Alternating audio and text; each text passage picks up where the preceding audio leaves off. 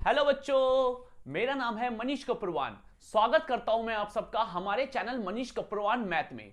तो बच्चों, आज मैं लाया हूं आपका 12th क्लास का first chapter one shot video, यानी कि इस वीडियो के अंदर पूरा चैप्टर, फर्स्ट चैप्टर जो होगा आपका कंप्लीट हो जाएगा। क्लियर है बच्चों? तो प्लीज इस वीडियो को आराम से पूरी वीडियो को देखें। क्लियर है? तो आते हैं फर्स्ट चैप्टर जो कि है हमारा रिलेशन एंड फंक्शन। बेसिकली ये चैप्टर जो है हमने 11th क्लास में भी पढ़ा है। ठीक है, 11th क्लास में आपने पढ़ा होगा। सेकंड चैप्टर है relation and function, same as it is यहां पर भी आया है ये चैप्टर, फर्स्ट चैप्टर। तो यहां पर आपका क्या अलग है? सबसे पहले तो मैं ये बता दूं यहां पर सिमिलर क्या है। ठीक है, तो सबसे पहला टॉपिक जो हम पढ़ेंगे वो पढ़ेंगे हम रिलेशन के बारे में कि रिलेशन क्या होता है बेसिकली। तो हम हेडिंग बना लेते हैं टॉपिक रिलेशन। बेसिकली रिलेशन होता क्या है? तो भाई रिलेशन क्या होता है? रिलेशन होता है संबंध। ठीक है, जैसे आपका और हमारा, मैं टीचर आप स्टूडेंट, हमारा क्या हो गया स्टूडेंट टीचर का रिलेशन हो गया, या पेरेंट्स और बच्चे का रिलेशन हो गया। क्लियर है? तो इसे बोलते हैं रिलेशन। अब यहां पर जो हम रिलेशन पढ़ेंगे वो सेट के बीच की रिलेशन पढ़ेंगे। सेट के बीच की रिलेशन का मतलब जैसे कि सपोज मैंने आपको दो सेट पकड़ा दिए, एक सेट पकड़ाया ए और एक सेट पकड़ाया बी। ए सेट के अंदर एलिमेंट ले लिए 1 2 3 और बी सेट के अंदर एलिमेंट ले लिए 4 5 6। क्लियर है? अब रिलेशन क्या क्या बन सकती है भाई? आपका 1 4 के साथ रिलेट कर सकता है। ठीक है ना? आपका 1 4 के साथ रिलेट कर सकता है, और फिर ये 1 5 के साथ भी रिलेट कर सकता है, फिर ये 1 6 के साथ भी रिलेट कर सकता है,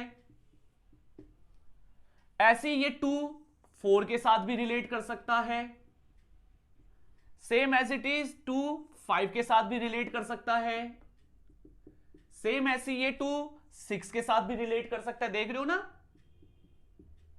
ऐसी ये 3 4 के साथ रिलेट कर सकता है, ऐसे ये 3 5 के साथ रिलेट कर सकता है, और एज इट इज ये 3 6 के साथ रिलेट कर सकता है। तो ये भाई मैंने क्या क्या बताया, हर एलिमेंट कितनी तरीके से इसमें रिलेट कर सकता है दूसरे सेट के एलिमेंट से। आपने ये पढ़ा भी होगा, इसे एरो डायग्राम बोलते थे हम, दो सेट के बीच का एरो डायग्राम। ठीक है, और जितनी ये पॉसिबल रिलेशन बन सकती है, टोटल पॉसिबल रिलेशन, उसी रिलेशन को यहां पर बोला जाता था कार्टेशियन प्रोडक्ट। ए क्रॉस बी, दो सेट के बीच का कार्टेशियन प्रोडक्ट। याद करो, आपने 11th क्लास में कुछ तो पढ़ा होगा कि अगर एक सेट दे रखा है दूसरा सेट दे रखा है तो इनके कितने ऑर्डर पेयर बन सकते हैं, पॉसिबल ऑर्डर पेयर। तो यही तो बनाया मैंने आपका। ठीक है ना? तो यहां पर ये हम समझे कार्टेशियन प्रोडक्ट किसे कहते हैं। ठीक है ना? 11th क्लास में आपने पढ़ा होगा। अब बेसिकली जैसे कि मैं यहां से बहुत सारे रिलेशन बना सकता हूं, मैं इन दो सेट से मैं बहुत सारी रिलेशन बना सकता हूं। मैं आपको समझाऊंगा बेसिकली रिलेशन क्या है क्या नहीं है। मैंने सबसे पहले एक रिलेशन पकड़ाई आपको कि x, y such that x and y both are odd number. x and y दोनों के दोनों क्या होने चाहिए? ऑड नंबर होने चाहिए, और x बिलोंग करना चाहिए a से एंड y बिलोंग करना चाहिए b से। चलो भाई बताओ कौन सी रिलेशन आएगी? कि पहला वाला एलिमेंट पहले सेट से होगा, दूसरा वाला एलिमेंट दूसरे सेट से होगा, मगर दोनों के दोनों ऑड होंगे। तो क्या होगा भाई? यहां से 1 होगा ऑड नंबर, तो यहां 1 के साथ कौन रिलेट करेगा? 5, क्योंकि ये भी ऑड होना चाहिए। और तो कोई रिलेट नहीं करेगा ना, ये ऑड है बट 4 ऑड नहीं है। 1 के साथ 6 भी नहीं कर सकता, क्योंकि दोनों के दोनों क्या होने चाहिए? ऑड। फिर दूसरा नंबर भाई 2 ले नहीं सकता, क्योंकि 2 ऑड नंबर होता नहीं है। तो 3 किसके साथ रिलेट करेगा? 5 के साथ। ये देखो पहली रिलेशन बनाई मैंने। तो आप एक चीज गौर करना, क्या ये रिलेशन ए क्रॉस बी का सबसेट्स है? याद है ना सबसेट्स का मतलब क्या होता था? कि एक सेट जिसके सारे एलिमेंट दूसरे सेट में कंटेन करे। ठीक है ना? सबसेट्स मतलब आपने 11th क्लास में पढ़ा होगा। तो देखो इसके सारे एलिमेंट, जो भी एलिमेंट है इसके अंदर कंटेन कर रहे हैं ए क्रॉस बी में, तो उसका मतलब R1 तो इसका रिलेशन है एक और रिलेशन देखते हैं हम R2। क्लियर है भाई? तो मैं ये भी लिख सकता हूं मैं x comma y such that x and y both are even, जहां पर वही सेम चीज x बिलोंग कर रहा है a पर एंड y बिलोंग कर रहा है b पर। सेकंड रिलेशन मैंने ये पकड़ा दी। तो भाई इसके क्या क्या एलिमेंट बने कि दोनों के दोनों इस बार इवन होने चाहिए, इवन। तो इवन यानी कि 1 के साथ तो बनेगा नहीं, 2 के साथ कौन बनेगा 4, और 2 के साथ क्या बनेगा 6। सेम ऐसी 3 के साथ बन नहीं सकता, तो ये दो एलिमेंट आ गए भाई। देखो ये भी इसका क्या है सबसेट्स है। तो इसका मतलब मैं समझा क्या कि अगर दो सेट के बीच की आप रिलेशन निकाल लो तो रिलेशन हमेशा उनके कार्टेशियन प्रोडक्ट के सबसेट्स आएगी या उसके बराबर होगी, यानी कि ये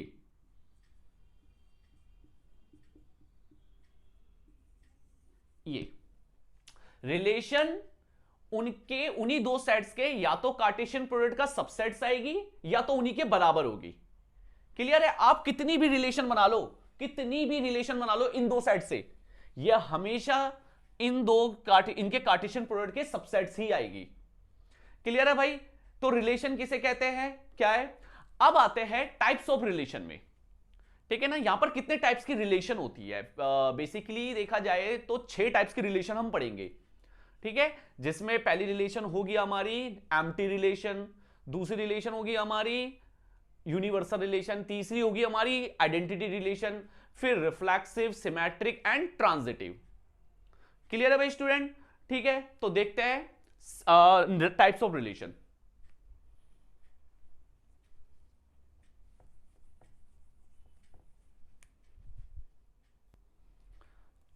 चलो भाई, एक चीज पढ़ लेते हैं हम। टाइप्स ऑफ रिलेशन को पढ़ने से पहले हम ये जान लेते हैं कि नंबर ऑफ रिलेशन कितनी निकल सकते हैं। जैसे कि सपोज अभी मैंने एक क्वेश्चन लिया था जिसमें नंबर ऑफ एलिमेंट्स कितने थे, 1 2 3 यानी कि 3। Number of elements of B कितने थे, वो भी कितने थे 3। भाई 4 5 6 थे ना अभी। तो मैंने बोला कि इसमें कितनी रिलेशन बन सकती है, मैंने तो बोला था बहुत सारी रिलेशन बन सकती है, बट कितनी। ठीक है ना? तो उसका फॉर्मूला होता है नंबर ऑफ रिलेशन निकालने का फॉर्मूला, वो होता है 2 की पावर p इंटू क्यू। 2 की पावर p इंटू क्यू। जो p होगा वो होगा a के कितने एलिमेंट है, और जो q होगा वो होगा b के कितने एलिमेंट है। तो ये आ जाएगा 2 की पावर 3 इंटू 3। तो ये क्या आ गया 2 की पावर 9, यानी कि 512 रिलेशन बन सकती थी, जिसमें मैंने सिर्फ आपको 2 ही रिलेशन निकाल के दिखाई। समझ रहे हो? 512 रिलेशन बन सकती है।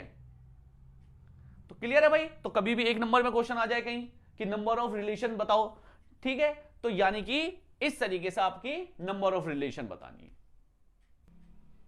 चलो भाई, सपोज मैंने एक रिलेशन डिफाइन कर दी, define R relation R from A to A, यानी कि एक सेट की अपने साथ ही रिलेशन मैं बना रहा हूं, जहां पर मेरा ए सेट दे रखा है 1 2 3। क्लियर है भाई? इससे मैं आपको सारी रिलेशन समझा दूंगा इन्हीं चीज से मैं। और अगर आपको हेल्प क्लियर करनी है तो आप ए क्रॉस ए, क्योंकि यहां पर कार्टेशियन क्या करूंगा मैं, ए क्रॉस बी तो है ना, यहां पर 2 सेट नहीं है, यहां पर ए का ए के साथ ही कार्टेशियन निकालना पड़ेगा। तो क्या क्या रिलेशन बन सकती है ए की ए से, 1 1 1 का 2 से, 1 का 3 से, फिर 2 का 1 से, 2 का 2 से, और 2 का 3 से, ऐसे 3 का 1 से, 3 का 2 से, और लास्ट 3 का 3 से। ये आपका कार्टेशियन प्रोडक्ट बन गया ए क्रॉस ए। तो सबसे पहली रिलेशन होती है एम्प्टी रिलेशन। अरे नाम से ही क्लियर है भाई, एम्प्टी रिलेशन, नल, एम्प्टी, वॉइड मतलब खाली। एक ऐसी रिलेशन जिसमें एक भी एलिमेंट ना कंटेन करे, सिंपल सा मतलब है।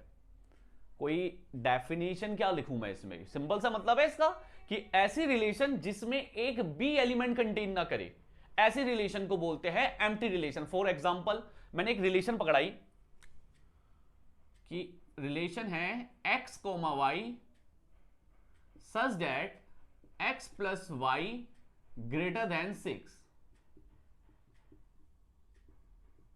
ये मैंने एक रिलेशन पकड़ा है कि x comma y such that x plus y greater than 6। बताओ x और y लो, दो एलिमेंट लो, और वो 1 2 3 ही ले सकते हो आप, तो मैक्सिमम आपका आंसर कितना आएगा 6, क्योंकि 3 + 3 करोगे आपका आंसर कितना आएगा 6। बट इसने बोला है कि वो आंसर 6 से बड़े आने चाहिए। तो कोई है इनको जो आपस में प्लस करो और वो 6 से बड़े आ जाए? नहीं है। तो ऐसी रिलेशन को बोला जाता है आपका एम्प्टी रिलेशन, नल रिलेशन। ऐसे या तो खाली सेट बना के आ जाओ, कुछ भी बना के आ जाओ। क्लियर है भाई? इसके अंदर एक भी एलिमेंट कंटेन नहीं कर रहा। सेकंड रिलेशन होती है यूनिवर्सल रिलेशन। यूनिवर्सल रिलेशन, मैं इसके सिंपल से एक चीज लिख देता हूं, आप बहुत अच्छा क्लियर हो जाएगा आपको। ये जब रिलेशन पूरे के पूरे उनके कार्टेशियन प्रोडक्ट के बराबर आ जाए, तो ऐसी रिलेशन को बोला जाता है आपका यूनिवर्सल रिलेशन। देखो, अगर मैं कोई रिलेशन जो है वो उनके कार्टेशियन के बराबर आ रही है, यानी कि ये पूरा का पूरा जो आंसर है ना, यही आपकी रिलेशन है, तो इसका मतलब इसको क्या बोलेंगे? Universal relation. जैसे एग्जांपल,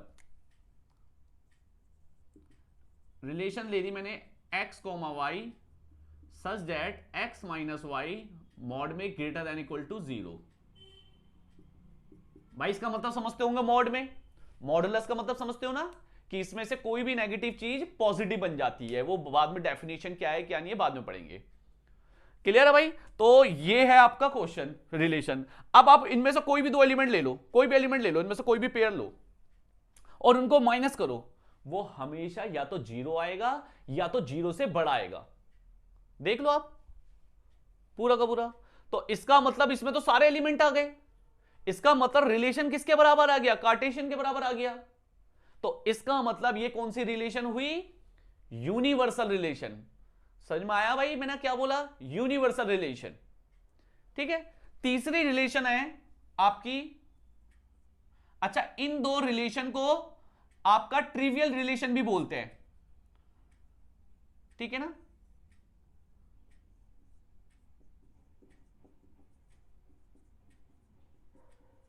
ये देख लो।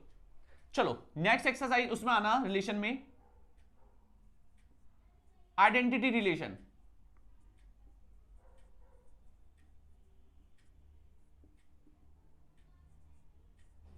चलो अब देखो, आइडेंटिटी रिलेशन किसे बोलते हैं? आइडेंटिटी रिलेशन बोलते हैं जिसके लिए भी रिलेशन फिलहाल ए के लिए डिफाइन है, तो मैं एक ही बात करूंगा कि ए के जितने एलिमेंट है, हर एलिमेंट अपने आप, सिर्फ अपने आप से रिलेट करे। ध्यान से सुनना मैंने क्या बोला यहां पर, इसमें और रिफ्लेक्सिव में बहुत बड़ा डिफरेंस आएगा। एक छोटा सा ही डिफरेंस आएगा, बट बहुत बड़ा होगा वो। आइडेंटिटी रिलेशन बोल रहा है कि हर एलिमेंट अपने आप से, सिर्फ अपने आप से रिलेट करे। मतलब जैसे ये 1 1 से ही रिलेट कर रहा है, अपने आप से ही रिलेट कर रहा है। 2 2 अपने आप से ही रिलेट कर रहा है। 3 3 अपने आप से ही रिलेट कर रहा है। तो ऐसी रिलेशन को बोला जाता है आपका आइडेंटिटी रिलेशन। जैसे एग्जांपल बोल देता हूं मैं, 1 1 2 2 3 3 ये दे दिया। एक और एग्जांपल 1 1 2 2, एक और एग्जांपल 1 1 2 2 3 3 और 1 2। चलो अब देखते हैं इनमें से कौन रिफ्लेक्स आपका आइडेंटिटी रिलेशन है, या सारे हैं या सारे नहीं है। सबसे पहला भाई देखो, मैंने बोला था हर एलिमेंट अपने आप से, सिर्फ अपने आप से रिलेट करना चाहिए। तो 1 1 के साथ रिलेट कर रहा है, 2 2 के साथ रिलेट कर रहा है, 3 3 के साथ रिलेट कर रहा है। कोई एलिमेंट छूटा नहीं छूटा, तो इसका मतलब ये रिलेशन आइडेंटिटी रिलेशन हो गई। सेकंड में आ जाओ, 1 1 के साथ रिलेट कर रहा है, 2 2 के साथ कर रहा है, बट 3 3 कहां है भाई? 3 3 यानी कि 3,3 नहीं है, तो इसका मतलब ये आइडेंटिटी रिलेशन नहीं है। यहां पर देखो 1 1 के साथ कर रहा है, 2 2 के साथ कर रहा है, 3 3 के साथ कर रहा है। क्लियर है? सारे कर रहे हैं, मगर यहां पर 1 किसके साथ भी कर रहा है? 2 के साथ। मगर मैंने आइडेंटिटी रिलेशन में डेफिनेशन क्या बोला था, हर एलिमेंट सिर्फ अपने आप से ही रिलेट करे और किसी से रिलेट ना करे, उस रिलेशन को बोला जाता है आपका आइडेंटिटी रिलेशन। तो इसका मतलब यह भी आइडेंटिटी रिलेशन नहीं है। क्लियर है बच्चों, क्या बोला मैंने आइडेंटिटी रिलेशन में? ठीक है, तो एक बार नोट डाउन कर लो। चलो भाई, अब हम पढ़ेंगे 3 रिलेशन, जो कि रिफ्लेक्सिव, सिमेट्रिक और ट्रांजिटिव, जो कि आपके एग्जाम पॉइंट ऑफ व्यू से बहुत इंपॉर्टेंट है ये 3 रिलेशन। सबसे पहले रिफ्लेक्सिव किसे बोलते हैं? ठीक है, मैंने डेफिनेशन लिखी है, if a, a belongs to R for every a belongs to R. ये कुछ आइडेंटिटी रिलेशन जैसी लगेगी आपको। बेसिकली आइडेंटिटी रिलेशन में मैंने क्या बोला था कि हर एलिमेंट जिसके लिए रिलेशन है ए सेट का, उस हर एलिमेंट का सिर्फ उसी सेट के एलिमेंट का आपका डबलेट होना चाहिए। डबलेट मतलब वो अपने आप से ही रिलेट करे। डबलेट मतलब 2 2 1 1, इसे बोलता हूं डबलेट। मैं डबलेट बोलूंगा ना तो समझ जाना डबलेट किसे बोलते हैं। यानी कि हर एलिमेंट सिर्फ अपने आप से ही रिलेट करे, ये बोला था, और किसी से रिलेट ना करे। बट रिफ्लेक्सिव के अंदर बोला है for every a belongs to R, जो भी ए बिलोंग कर रहा होगा वो ए कॉमा ए यानी कि अपने आप से रिलेट करे। इसने भी बोला है कि हर एलिमेंट अपने आप से रिलेट करे, रिफ्लेक्सिव ने। मगर इसने ये नहीं बोला कि सिर्फ अपने आप से ही रिलेट करे, दूसरे से रिलेट ना करे। जैसे मैंने रिफ्लेक्सिव का एग्जांपल दे रहा हूं,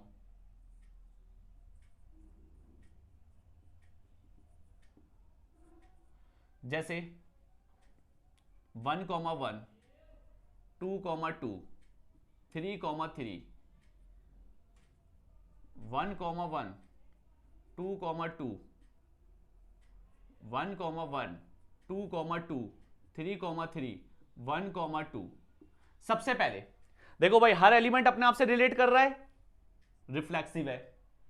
यहां पर हर एलिमेंट अपने आप से रिलेट कर रहा है, नहीं, 3, 3 नहीं है। तो इसका मतलब ये ना ये आइडेंटिटी है ना ये रिफ्लेक्सिव है। क्लियर है?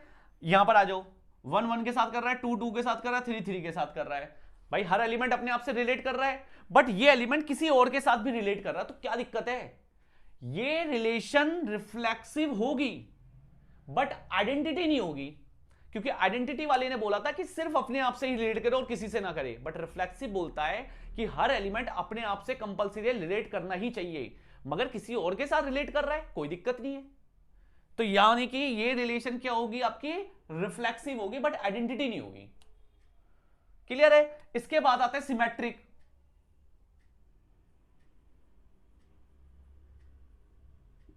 सिमेट्रिक सिंपल है।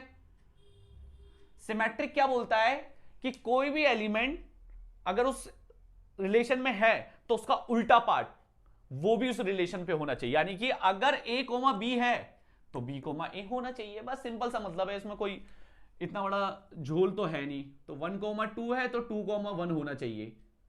ये 1, 2, 2, 1, 1, 3 ये रिफ्लेक्सिव है और सिमेट्रिक है? हाँ है। बट ये सिमेट्रिक है? नहीं, क्योंकि 1, 2, 2, 1 है, बट 1, 3 है तो 3, 1 नहीं है। तो यानी कि ये सिमेट्रिक नहीं है। क्लियर है भाई? ठीक है। तीसरी आते हैं हम ट्रांजिटिव रिलेशन में। देखो भाई, ट्रांजिटिव रिलेशन किसे बोलते हैं आपका, क्योंकि यहीं पर ज्यादातर बच्चे जो फंसते हैं वो ट्रांजिटिव के अंदर ही फंसते हैं जब क्वेश्चन भी करते हैं। तो ठीक है, देखो भाई ध्यान से समझना ट्रांजिटिव वाली रिलेशन को।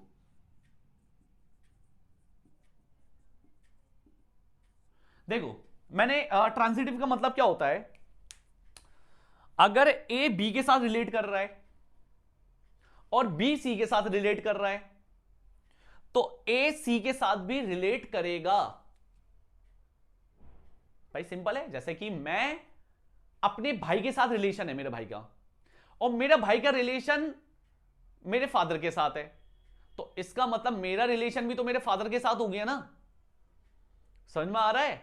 तो यानी कि ए का बी के साथ तो बी का सी के साथ, तो ए का सी के साथ भी रिलेशन होगा। ठीक है, जैसे मैंने एग्जांपल दे दिया 1 का 2 के साथ, 2 का 1 के साथ, एक एग्जांपल ये दे दिया।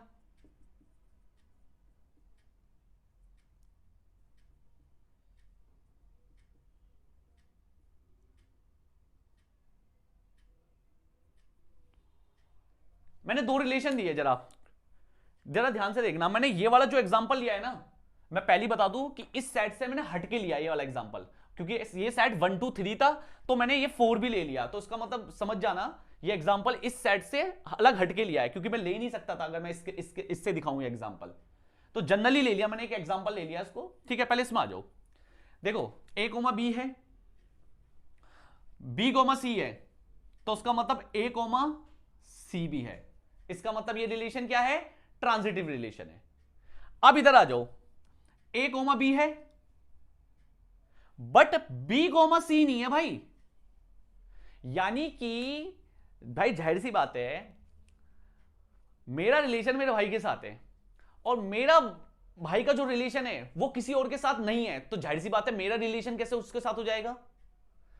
क्लियर है भाई? यानी कि आपका ए कोमा बी है, बी कोमा सी नहीं है, तो ए कोमा सी कैसे हो जाएगा? तो ये स्पेशल केस के अंदर आता है। तो ऐसे केस को हम क्या बोलते हैं? ट्रांजिटिव बोलते हैं। ये क्वेश्चन में फंस जाओगे, एक नंबर में पूछ लेगा ऐसा टाइप का क्वेश्चन आपसे। ये ट्रांजिटिव के अंदर आता है। ट्रांजिटिव के अंदर कब नहीं आएगा? जब ऐसा होगा 1 2 2 3।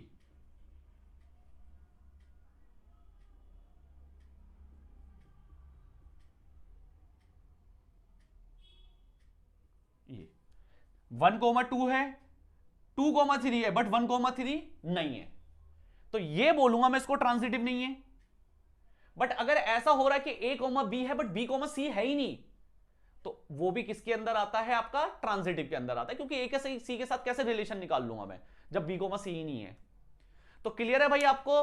तो रिफ्लेक्सिव, सिमेट्रिक और ट्रांजिटिव किसे कहते हैं? और अगर कोई रिलेशन रिफ्लेक्सिव भी हो जाए, सिमेट्रिक भी हो जाए और ट्रांजिटिव भी हो जाए, तो ऐसी रिलेशन को बोला जाता है इक्विवेलेंस रिलेशन।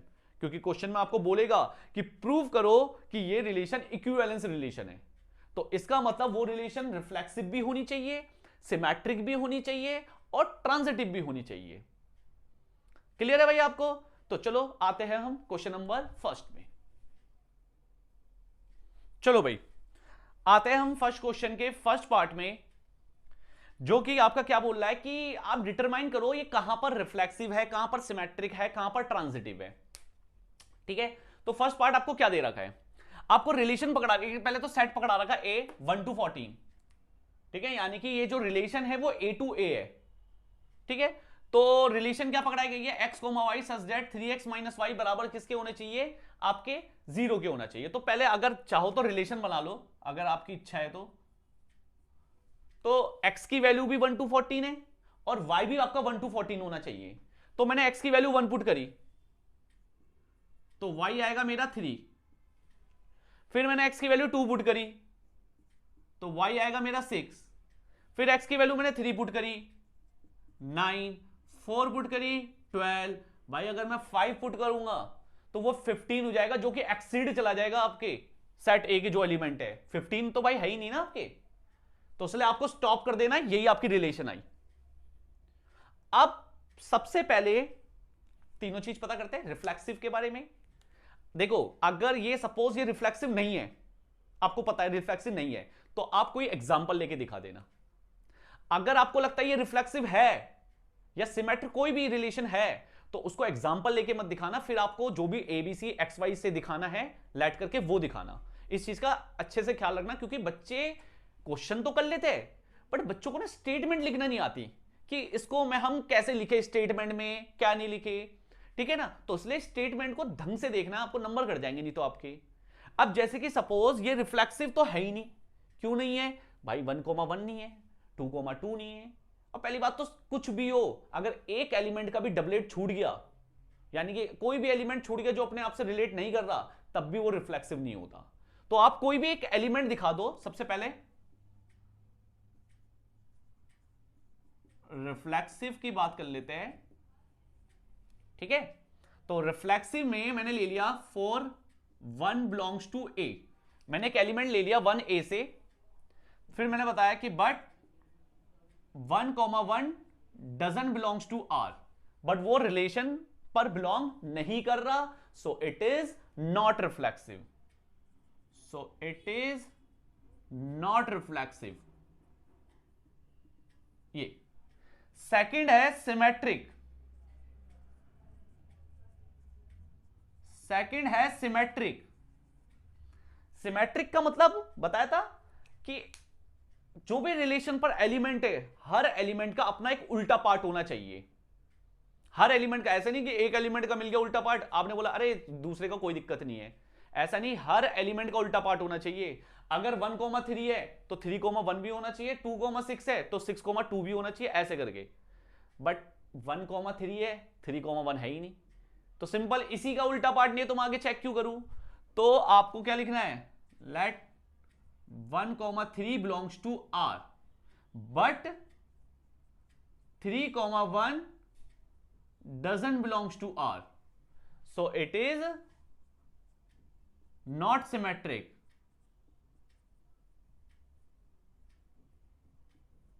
ये तीसरी रिलेशन होती है ट्रांजिटिव रिलेशन।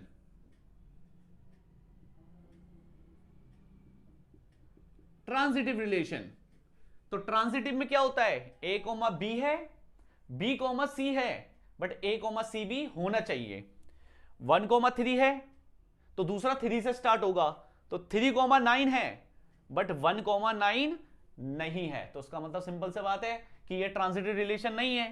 तो आप लिख लो यहां पर 1,3 belongs to R and 3,9 belongs to R, but 1,9 doesn't belongs to R, so it is not transitive।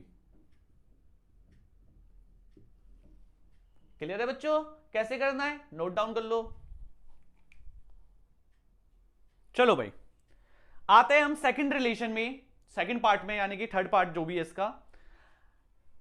एक रिलेशन दी है जिस सेट ए पर जिसके एलिमेंट है 1 2 6, यानी 1 2 3 4 5 6, और रिलेशन क्या है कि x, y such that y is divisible by x, ठीक है। अब बात आती है रिफ्लेक्सिव की। अगर आपको a क्रॉस a निकाल के देखना है तो वो देख लो, ठीक है ना, आपके लिए चलो हेल्प कर देता हूं मैं, a क्रॉस a जब तक निकाल सकते तो निकाल ही लेते हैं, ठीक है ना। अगर देख लो आपको निकालनी है तो, ठीक है ना, यानी कि 1 का 1 के साथ बहुत बड़ी बनेगी। देखो आपको बिना उसके भी आना चाहिए समझ में, ठीक है ना। अभी फिलहाल तो मैं चलो निकाल दूंगा, बट अगर रिलेशन दे दी आपकी नेचुरल नंबर पर, तो नेचुरल नंबर तो इनफाइनाइट होता है, जब भी तो आपको बिना उसके करना है, ठीक है ना। तो आदत डालो, अब ये चीजें ना करो रिलेशन बना के, वैसी स्टेटमेंट से समझो कि रिफ्लेक्सिव है कि नहीं है। फिलहाल बना देता हूं,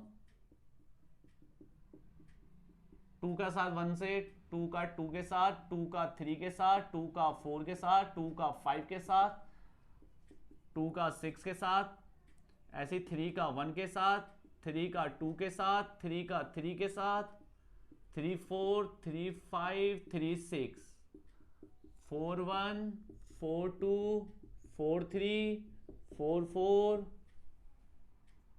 4 5 4 6,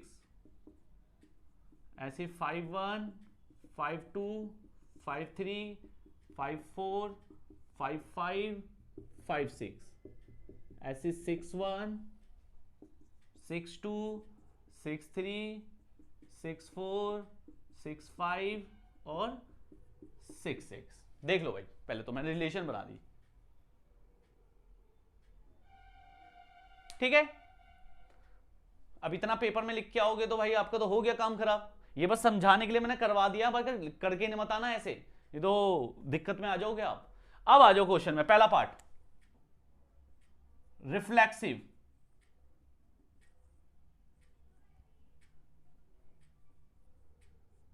चलो अब मेरे से सिंपल से बताओ, रिफ्लेक्सिव मतलब कोई भी सेट का एलिमेंट जो अपने आप से रिलेट करे। तो इसका मतलब x, y का मतलब x से ही रिलेट करे। अगर हर एलिमेंट अपने आप से ही रिलेट करवाना है तो उसका मतलब डेफिनेशन क्या होगी कि x is divisible by x। भाई अपने आप से रिलेट करवाना है ना, यानी कि मुझे तो x, x चाहिए, तो उसका मतलब x is divisible by x। क्या ये ट्रू है? भाई हर एलिमेंट अपना आप को तो डिवाइड करता ही है, तो इसका मतलब ये क्या है? रिफ्लेक्सिव है। मैं क्यों देखूं एग्जांपल में? एग्जांपल में देखने की मुझे जरूरत क्या है? हमें सिंपल सा पता है कि हमें अपने आप से रिलेट करवाना है, और रिलेट का मतलब है रिलेशन में देखना पड़ेगा कि वो रिलेशन क्या है। तो y is divisible by x, इसका मतलब हर एलिमेंट अपने आप को डिवाइड कर रहा है, ये रिलेशन है, और ये तो ट्रू है। हर एलिमेंट अपना आप को डिवाइड करता है। देखो 1,1 है, 2,2 है, 3,3 है, 4,4 है, 5,5 है, 6,6 है। तो इसका मतलब ये रिलेशन क्या है? रिफ्लेक्सिव है। तो उसको लिखना कैसे है देखना जरा। For each A belongs to A, तो ये वाली लाइन छाप देना, A is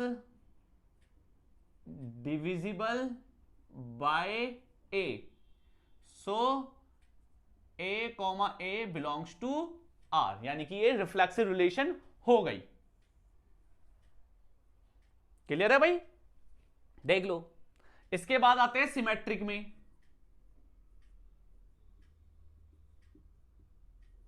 symmetric relation generally इसको मैं दिखा नहीं रहा, तो मैं इसको मत देखो ज्यादा, मेरी बात सुनो। एक एलिमेंट लो y और x, बस इसमें ये दिखा देना कि y को x डिवाइड कर रहा है, मतलब y को x डिवाइड कर रहा है। तो कौन सा एलिमेंट लोगे?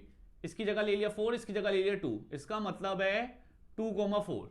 भाई 2 4 को डिवाइड कर रहा है, क्या उसका उल्टा पार्ट बोलना? क्या 4 से 2 डिवाइड हो जाता है? नहीं, सिंपल नहीं है ये रिलेशन आपका सिमेट्रिक। भाई आपको देखना, यहां पर देखना भी नहीं पड़ रहा आपको, ठीक है ना? यहां पर आपको देखना भी नहीं पड़ रहा, सिंपल बता दिया मैंने कि आपका सिमेट्रिक है कि नहीं है। कोई भी ले लो आप और उसका उल्टा पार्ट करके देखो तो आपको पता चल जाएगा। तो बस यही एलिमेंट ले लो, एग्जांपल ले लो, let 2,4 belongs to R but 4,2 doesn't belongs to R। इसका मतलब ये रिलेशन सिमेट्रिक रिलेशन नहीं है। क्लियर है भाई? इसके बाद आते हैं आपका ट्रांजिटिव रिलेशन। ट्रांजिटिव रिलेशन, ठीक है? तो ये मैं सिमेट्रिक वाला पार्ट आपका, ठीक है, थोड़ा सा रफ कर रहा हूं क्योंकि जगह ही नहीं बची। चलो ट्रांजिटिव वाले पार्ट में आते हैं।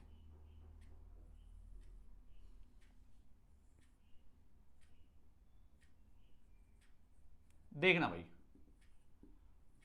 चलो इसमें क्या लेते हैं? x, y और y, z ऐसे में लेते हैं ना। अभी मुझे नहीं पता ये है कि नहीं है। चलो मैं एक ले लेता हूं, मैं जनरली बात कर लेता हूं इसकी, ठीक है ना? तो मैं अभी ऐसी रफली समझ लो करके देख रहा हूं, let x, y belongs to r and y, z belongs to r। ठीक है, इसका मतलब क्या है कि y x से डिवाइड हो रहा है। इसका मतलब है y is divisible by x, और इसका मतलब क्या है कि z is divisible bye y। अब मेरी बात ध्यान से सुनना, मैंने तुमको डिवाइड करा, तुमने अपने दोस्त को डिवाइड करा, तो क्या मैं तुम्हारे दोस्त को डिवाइड कर सकता हूं? ये रिलेशन है। समझ में आया क्या बोला मैंने?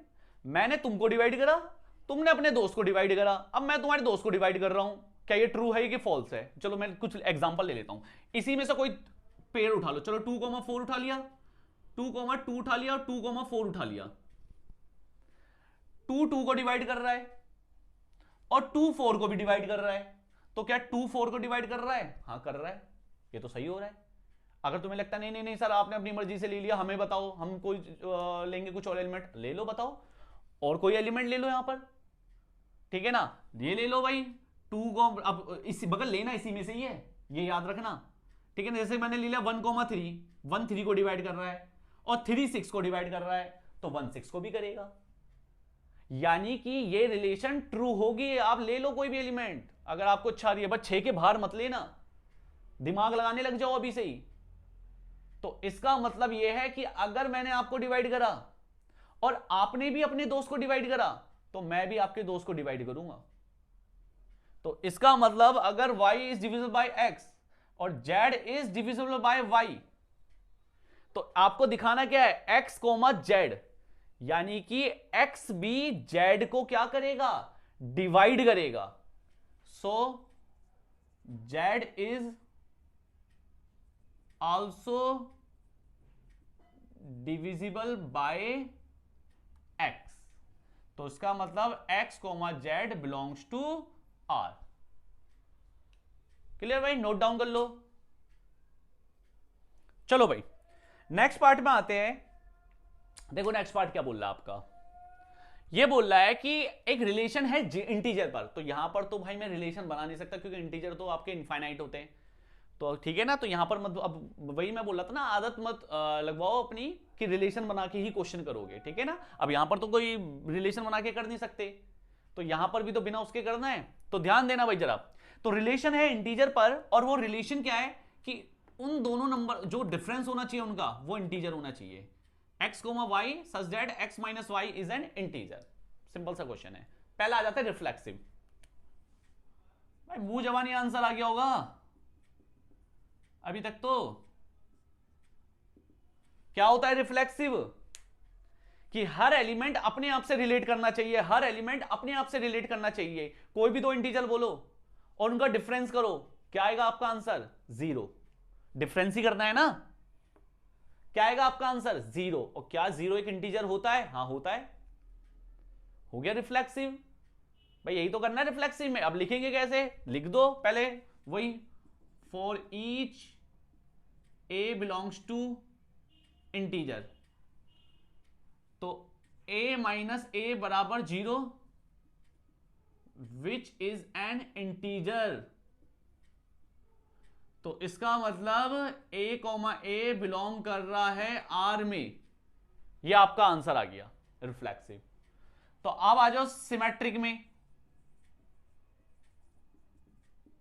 ठीक है भाई, कोई भी दो नंबर लो, कोई भी दो इंटीजर ले लो, उनको माइनस करो, आपका इंटीजर आएगा। उनको पलट के माइनस करो, तब भी तो इंटीजर आएगा।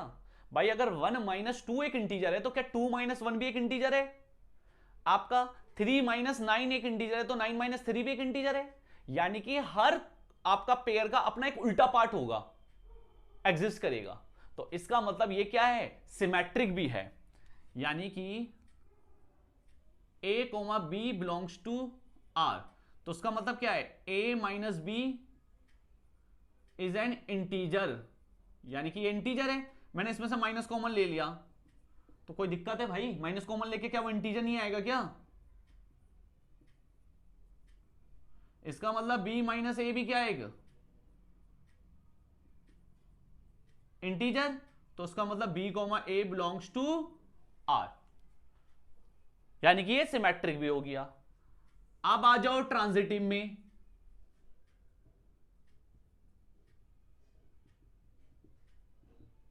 ट्रांजिटिव में क्या होता है कि मैंने a का b के साथ रिलेट करवाया एंड b का c के साथ रिलेशन एग्जिस्ट कर रहा है।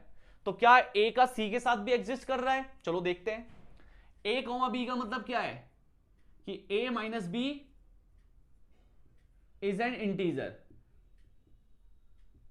यही मतलब हुआ। b comma c belongs to r, इसका मतलब b minus c is an integer. ये तो हमें पता है अगर मैं दो इंटीजर को प्लस कर दूं तो क्या ऐसा हो सकता है वो इंटीजर ना आए? हो ही नहीं सकता।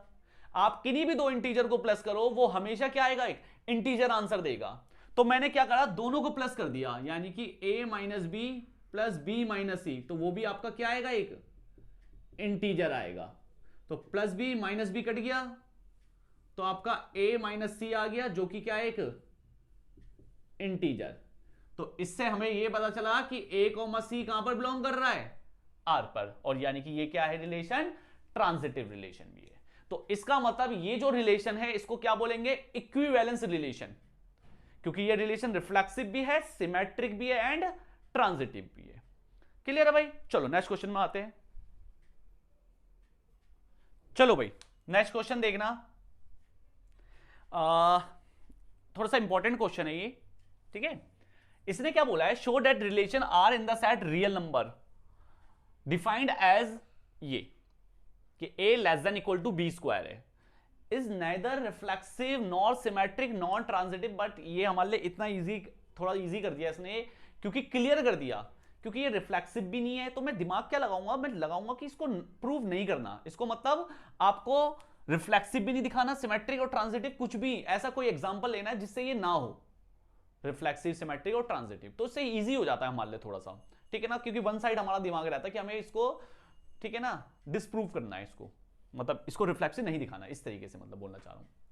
तो आओ चलो एक एग्जांपल लेते हैं। देखो, अगर आपने कोई भी एक नेचुरल नंबर लिया तो आपका ट्रू होना मुश्किल है, ये आपका ट्रू होगा रिफ्लेक्सिव, ठीक है ना, क्योंकि वन बोलोगे तो one less than equal to one का स्क्वायर ट्रू होता है, two less than equal to two का स्क्वायर ट्रू होता है, क्योंकि रिफ्लेक्सिव में अपने साथ ये वो दिखाओगे ना रिलेशन।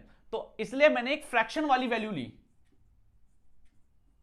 रिफ्लेक्सिव के अंदर, क्योंकि आपका वो जो सेट है वो रियल नंबर है, तो रियल नंबर में कुछ भी ले सकता हूं।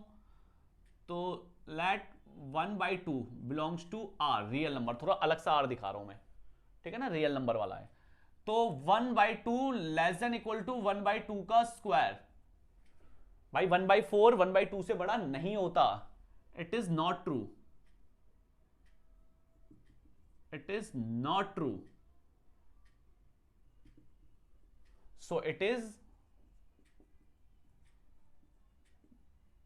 not reflexive, ये ठीक है भाई, यानी कि आपका रिफ्लेक्सिव नहीं है। अब आ जाओ सिमेट्रिक में। चलो भाई सिमेट्रिक में कोई भी एलिमेंट ले लो पहले, तो जैसे मैंने 1 2 ले लिया, 1 2 ले लिया, ठीक है ना, यानी कि 1,2 बिलोंग्स टू आर, इसका मतलब ये ट्रू है जब भी तो लिया।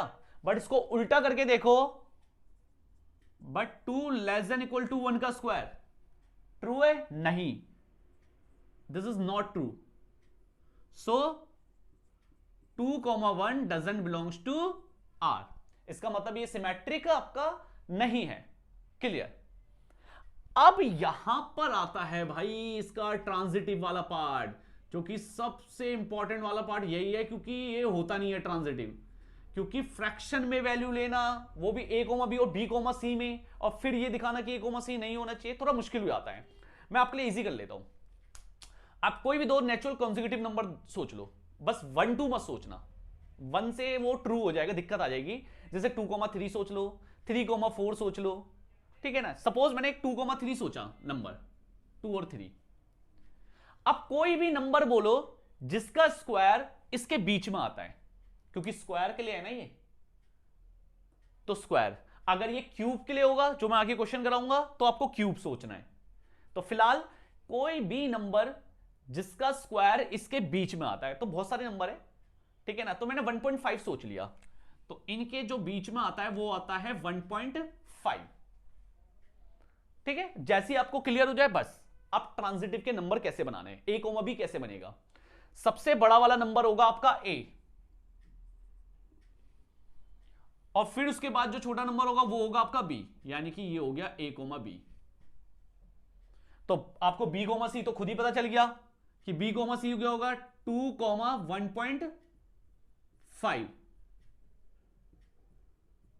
बिलोंग्स टू आर, ठीक है। आपने 2 3 लिया, आप 3 4 भी ले सकते हो, इसके बीच का नंबर चुन सकते हो, ठीक है ना। समझ में आ गया कैसे आपको चुनना है, इससे आपका इजी हो जाएगा। अब देखो आपको दिमाग नहीं लगाना, अब ये बस बिना दिमाग के करो उसको, जैसे जैसे डेफिनेशन लिखी है। तो डेफिनेशन क्या है, a less than equal to b का स्क्वायर, तो ये अगर 3 लेस देन इक्वल टू 2 का स्क्वायर ट्रू है, and 2 less than equal to 1.5 का स्क्वायर ट्रू है, क्योंकि 1.5 का स्क्वायर क्या होता है, 2.25, तो 2.25 2 से बड़ा होता है। बट a, c यानी कि 3 लेस देन इक्वल टू 1.5 का स्क्वायर नॉट ट्रू, भाई ये इससे बड़ा नहीं होता ना, तो इसलिए 3,1.5 डजंट बिलोंग्स टू आर। इस तरीके से आपको उसका ट्रांजिटिव पार्ट सोचना है, नहीं तो आप क्या एलिमेंट ऐसे सोचने में ना दिक्कत हो जाएगी, आपको। क्लियर है भाई, नोट डाउन कर लो। चलो भाई नेक्स्ट क्वेश्चन देखना। नेक्स्ट क्वेश्चन क्या है, इसने बोला है कि शो डैट एक रिलेशन है जो कि रियल नंबर पर है। दोबारा रियल नंबर पर डिफरेंस वो आ गई, ठीक है ना। बट इसने बोला है वो रिलेशन जो है ना A comma B such that A less than equal to B होगा, और वो रिलेशन रिफ्लेक्सिव होगी, ट्रांजिटिव भी होगी, बट सिमेट्रिक नहीं होगी भाई। ठीक है, पहले से क्लियर कर दिया यार, रिफ्लेक्सिव है तो मुझे दिमाग नहीं लगाना ना कि कोई एग्जांपल सोच रहा हूं मैं कि ये है कि नहीं है, दिमाग ही नहीं लगाना मुझे। तो चलो रिफ्लेक्सिव कैसे है वैसे, तो फिलहाल बताओ तुम। रिफ्लेक्सिव मतलब हर एलिमेंट अपने आप से रिलेट करना चाहिए। तो यहां पर हर एलिमेंट अपने आप से रिलेट करना चाहिए, तो उसमें डेफिनेशन क्या लाएगा, ए less than equal to A. तो वो तो ट्रू है कि हर एलिमेंट अपने आप के बराबर तो होता है ना, यहां पर बराबर का तो निशान है ना, तो कोई भी एलिमेंट ले लो वो हमेशा अपने आप के बराबर आएगा। तो उसका मतलब ये रिफ्लेक्सिव हो गई आपकी रिलेशन। अगर मैं रिफ्लेक्सिव की बात करूं तो यहां पर लिखूंगा for each A belongs to R, तो A less than equal to A is true, so A comma A belongs to R. ठीक है, अब बात जाती है सिमेट्रिक की, तो उसने पहली भाई मेंशन कर रहा है सिमेट्रिक नहीं है, सिमेट्रिक नहीं है। कैसे नहीं है भाई, मैं तुमसे बड़ा हूं तो उसका उल्टा पार्ट करके बोलो तुम मेरे से बड़े हो, ये ट्रू है। अरे वैसी जनरली एग्जांपल ले लो, मैं तुमसे बड़ा हूं तुम मेरे से बड़े हो, ये कैसे ट्रू हो जाएगा। अगर मैं तुमसे बड़ा हूं तो मैं तो तुमसे बड़ा हुआ ना, तुम मेरे से कैसे बड़े हो गए। जैसे कि मैंने एक एग्जांपल ले लिया 1,2 बिलोंग्स टू आर, तो इसका मतलब 1, इसका मतलब 2 बड़ा है 1 से, तो क्या मैं इसको उल्टा करके ऐसे लिख सकता हूं, तो ये तो नॉट ट्रू हुआ ना। सो 2,1 डजंट बिलोंग्स टू आर। चलो भाई ये भी हो गया। अब तीसरा आता है ट्रांजिटिव, तो उसने बोल दिया है वैसे तो ट्रांजिटिव है, तो मुझे सोचना क्यों है, एग्जाम्पल क्यों लेना है मुझे, वैसे ही बता दूं जनरली आपको। भाई मैं आपसे बड़ा हूं और मेरे से बड़ा कोई और है, ठीक है ना, तो जाहिर सी बात है सबसे बड़ा कौन हुआ, जो मेरे से बड़ा है, यानी कि आप भी तो उनसे छोटे हुए ना। यानी कि अगर मैं बोलूं a comma b belongs to R and b comma c belongs to R, इसका मतलब है a छोटा है b से, यानी कि b बड़ा है a से, ठीक है ये, और इसका मतलब है b छोटा है c से, यानी कि c बड़ा है। तो भाई सबसे बड़ा तो c हुआ ना, तो उसका मतलब क्या है भाई, जाहिर सी बात है a जो होगा वो c से भी छोटा होगा, जब वो b से छोटा है तो वो c से भी छोटा होगा, क्योंकि b तो खुद c से छोटा है।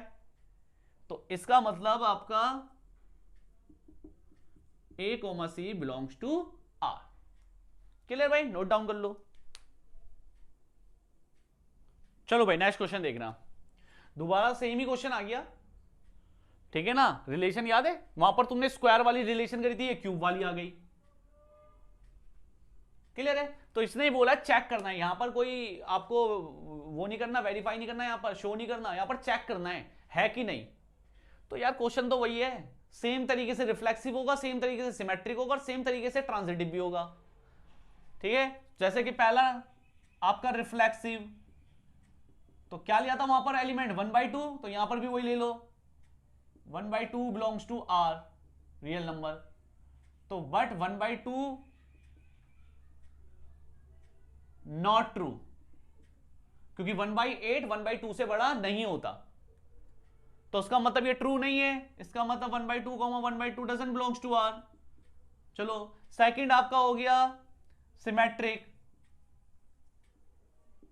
सिमेट्रिक क्या होता है भाई, जैसे मैंने 1,2 ले लिया, यही ले लो, सेम एग्जांपल ले लिया मैंने पहले वाले की तरह, तो 1/2 1,2 बिलोंग्स टू आर, यानी कि ये ट्रू है, but 2 less than equal to 1 की पावर क्यूब नॉट ट्रू।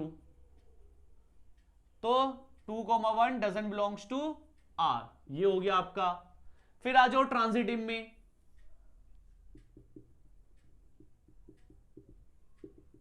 क्या है भाई ट्रांजिटिव में, याद है क्या एलिमेंट लिए थे, 2 और 3 के बीच में कोई नंबर स्क्वायर। अगर आपको दिक्कत हो रही है कि सर ये तो बहुत बड़ा नंबर है, क्यूब है क्योंकि, तो छोटे नंबर के बीच में कैसे हम वो, तो आप कोई 2 नंबर ले लो, 2 और 4 ले लो, चलो 1 नंबर का गैप ले लो, ठीक है। अब देखो कि किसी का स्क्वायर क्यूब, सॉरी क्यूब है ना, तो किसी का क्यूब इनके बीच में आता हो,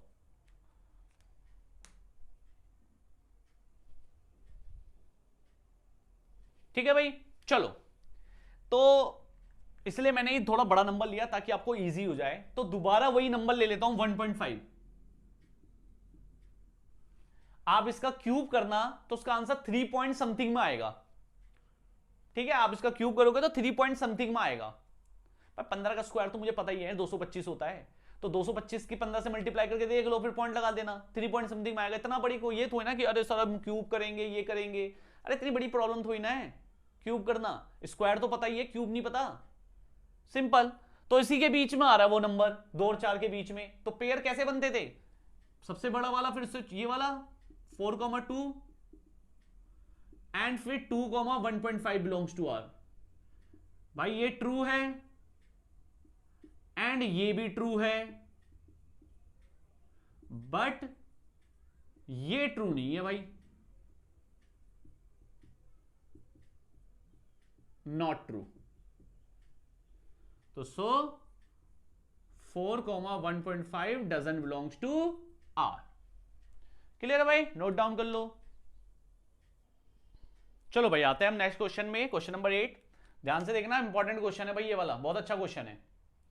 इसने बोला है आपका कि शो करना है कि जो रिलेशन है आर इस सेट पर दे रही है 1 2 3 4 5, और वो रिलेशन क्या दे रही है कि a comma b such that a minus b is even होना चाहिए, इज एन इक्विवेलेंस रिलेशन। पहले क्वेश्चन यहीं तक ही पढ़ते हैं, ठीक है ना, वो आगे का काम बाद में देखेंगे। इसको मुझे शो करना है इक्विवेलेंस, तो ऑब्वियस बात है कि वो रिफ्लेक्सिव भी होगा, सिमेट्रिक भी होगा और ट्रांजिटिव भी होगा। तो सबसे पहले आते हैं रिफ्लेक्सिव में।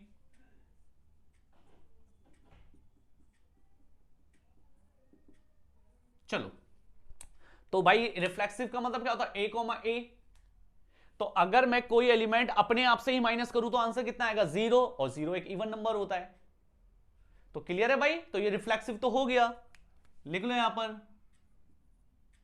For each a belongs to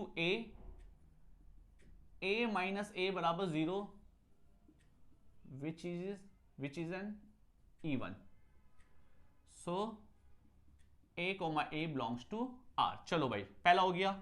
second में आ जाओ सिमेट्रिक, ये आ गया। सिमेट्रिक में क्या है भाई आपका, a कॉमा b बिलोंग कर रहा है r में, तो उसका मतलब a माइनस बी क्या है, इवन। क्या मैं इसको ऐसे लिख सकता हूं माइनस कॉमन लेके,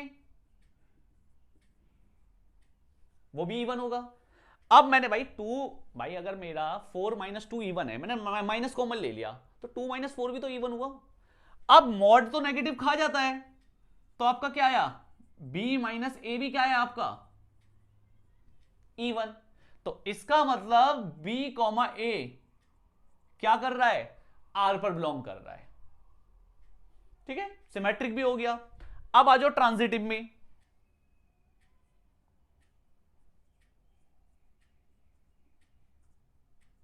देखो सब, फिर मैंने क्या करा है, if a comma b belongs to r and b comma c belongs to r, तो इसका मतलब a minus b is even, और इसका मतलब है b minus C is even. अगर मैं 2 इवन नंबर को प्लस करूं तो ऑब्वियस बात है वो भी इवन नंबर ही आएगा, ठीक है ना। 2 प्लस 2 करूंगा 4 आएगा, 2 प्लस 4 करूंगा 6, यानी कि इवन नंबर आ रहा है। तो मैंने दोनों को प्लस कर दिया,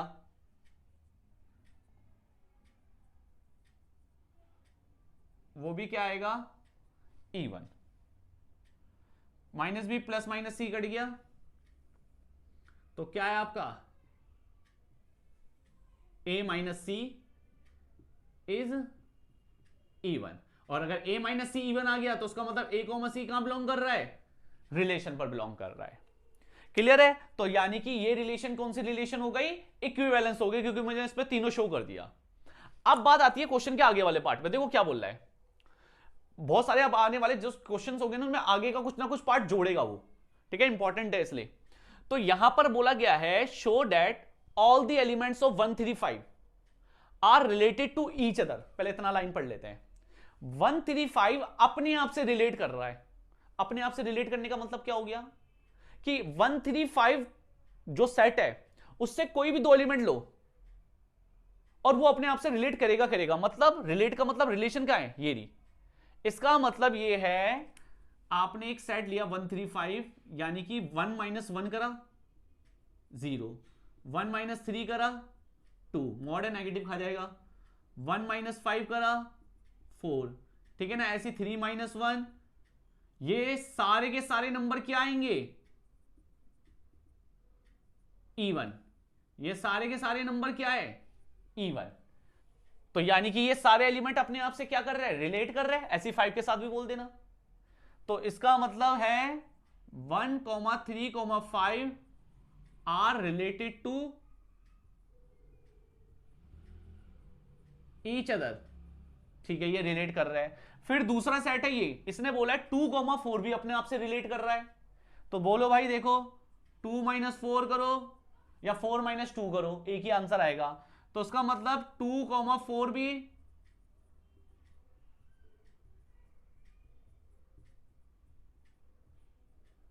अपने आप से क्या कर रहा है, रिलेट कर रहा है। बट इसने बोला है 135 जो है वो 2, 4 से रिलेट नहीं कर रहा। तो कोई एलिमेंट, एक यहां से एलिमेंट लो और एक यहां से एलिमेंट लो। तो एक एलिमेंट ले लिया मैंने 1 और दूसरा एलिमेंट ले लिया 2, तो 1 माइनस 2 कितना आया, 1, जो कि इवन नंबर नहीं होता। यहां लिख दो विच इज एन इवन।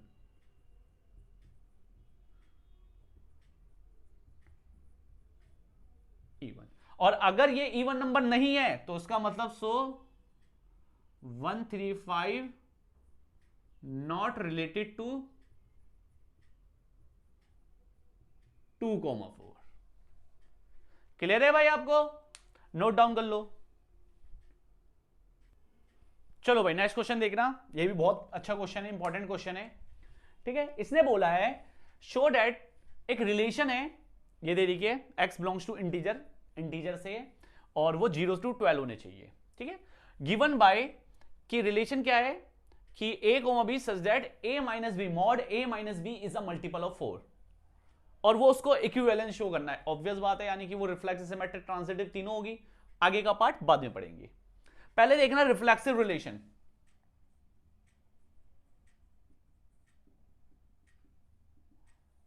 तो कोई भी एलिमेंट जब अपने आप से माइनस करूंगा तो वो क्या आएगा, 0।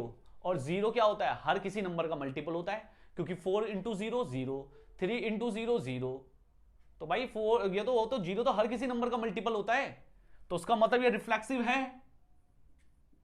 For each A belongs to A, जिस सेट में होता है उस सेट से बिलोंग करवाए करो। So A minus A equal to 0 which is a multiple of 4, जो कि 4 का मल्टीपल है। तो therefore a, a belongs to R। Second हो गया सिमेट्रिक। सिमेट्रिक, सिमेट्रिक का मतलब क्या हो गया भाई कि मैंने a, b belongs to R करवाया, तो उसका मतलब a minus b is a multiple of 4, ठीक है। मैंने माइनस कॉमन ले लिया तो b माइनस ए आ गया, इज अ मल्टीपल ऑफ 4। तो मॉड तो नेगेटिव खा जाता है, तो उसका मतलब b माइनस ए भी क्या आ गया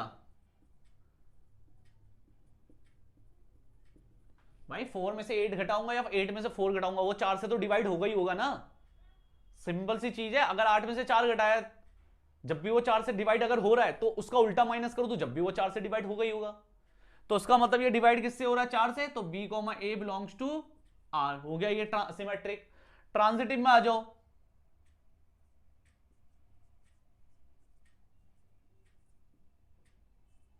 ट्रांजिटिव में बोला if a comma b belongs to R and b comma c belongs to are.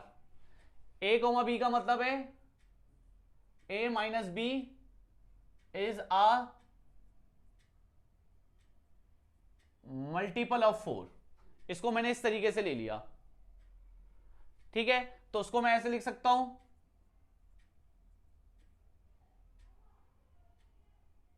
4k1, ठीक है ना, जहां पर k क्या है? इंटीजर पर बिलोंग कर रहा है, कांस्टेंट। अगर कोई नंबर जैसे x 2 मतलब x को 2 डिवाइड कर रहा है तो x बराबर क्या लिख सकता हूं मैं? 2k, ठीक है ना, कि k इज सम इंटीजर। तो मैंने वही ले लिया इस तरीके से। ऐसी b माइनस सी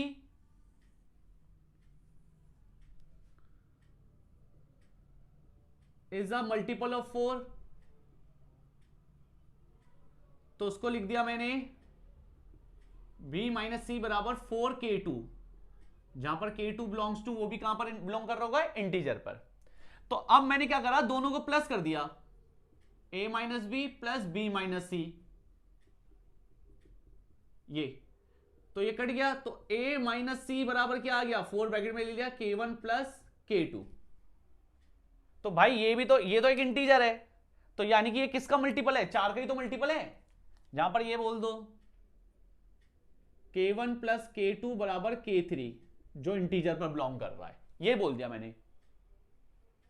क्लियर है? तो इसका मतलब a माइनस सी बराबर 4k3, so it is multiple of 4, तो a comma c belongs to r। Clear है भाई? यहां तक हो गया। अब इसने आगे क्या बोला है? Find the set of all element related to 1। Set के सारे एलिमेंट बताओ जो 1 से रिलेट कर रहा है। भाई सेट में एलिमेंट कितने हैं? 0 से लेकर 12। तो 1 के साथ कौन कौन रिलेट कर रहा है? तो रिलेट करने का मतलब क्या हो गया? एक एलिमेंट 1 है, दूसरा एलिमेंट कोई भी चुनो 0 से 12, बट जब आप डिफरेंस करो, माइनस करो, तो वो आंसर आपका 4 से भाग होना चाहिए, 4 के पहाड़े में आना चाहिए। तो भाई कौन कौन रिलेट कर रहा है? तो 1 में से क्या माइनस करूं? 1 पहले तो, क्योंकि 0 भी एक 4 का मल्टीपल होता है। दूसरा 1 से क्या माइनस करूं? 5। 1 से और 9, ये। और तीसरा नंबर होगा 1 माइनस 13, जो कि 12 आएगा, बट आपको सिर्फ 12 तक ही रहना है। तो इसका मतलब क्या हो गया भाई? आपका ये जो नंबर है ये क्या है? आपके मल्टीपल ऑफ 4। तो यानी कि आपका कौन सा सेट आया? 0, 4 और 8, ये आपका आंसर आया आगे वाले पार्ट का। क्लियर है भाई? नोट डाउन कर लो। चलो भाई नेक्स्ट क्वेश्चन में आना, क्वेश्चन नंबर 14। देखो भाई क्वेश्चन नंबर 14 क्या कह रहा है? इसने बोला है L be the set of all lines in x y plane. X y plane में जितनी भी लाइंस है वो एल, उसको डिनोट करा गया है। और एल को डिफाइन क्या करा गया है?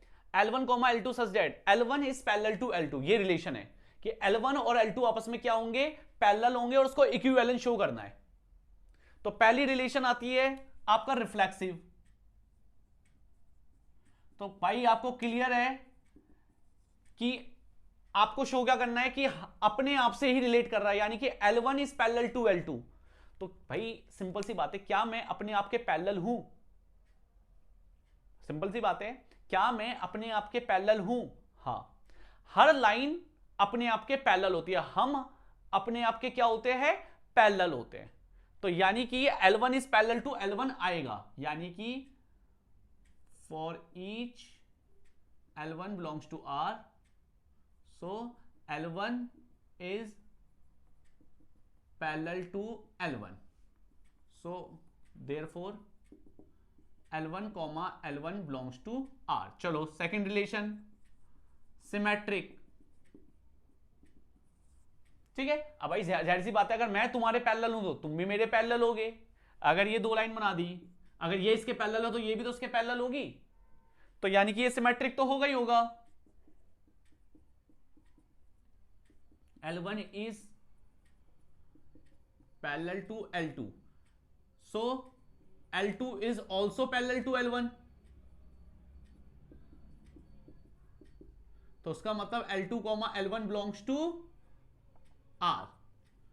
ठीक है, ट्रांजिटिव में आते हैं।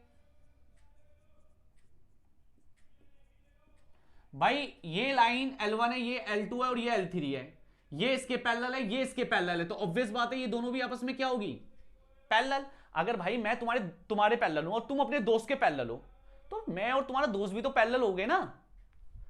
तो इसका मतलब L1, L2 belongs to R and L2, L3 belongs to R। ठीक है, तो उसका मतलब क्या है, L1 is parallel to L2 and L2 is parallel to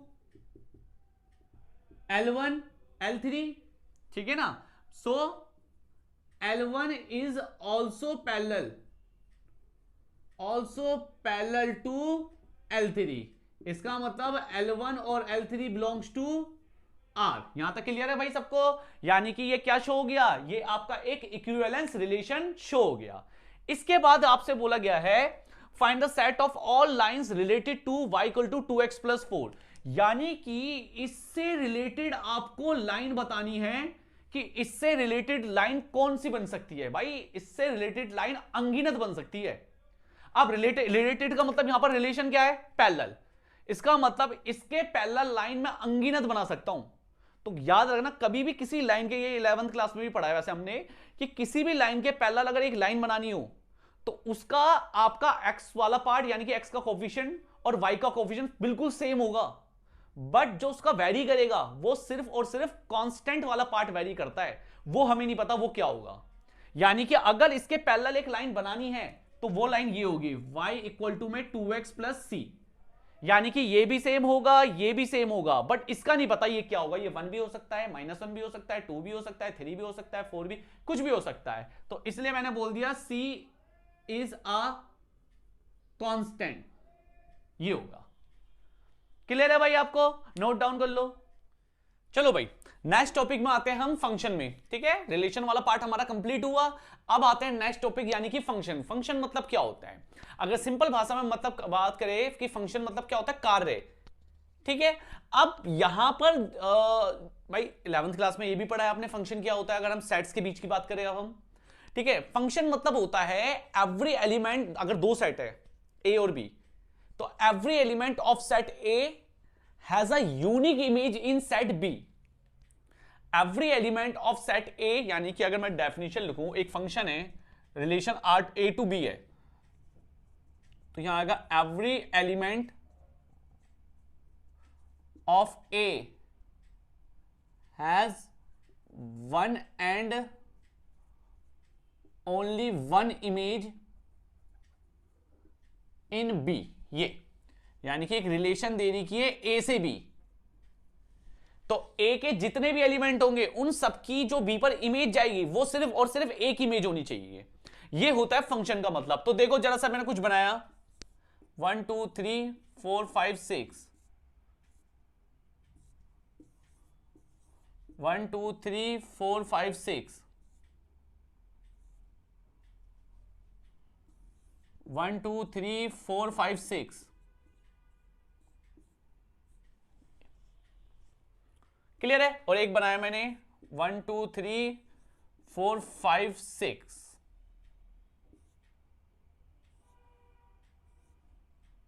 ये तो सबसे पहले मैं ये बोलना चाह रहा हूं कि बताओ इनमें से कौन सा फंक्शन है कि नहीं है, कि हर एलिमेंट की अपनी एक यूनिक इमेज होनी चाहिए, ये फंक्शन होता है।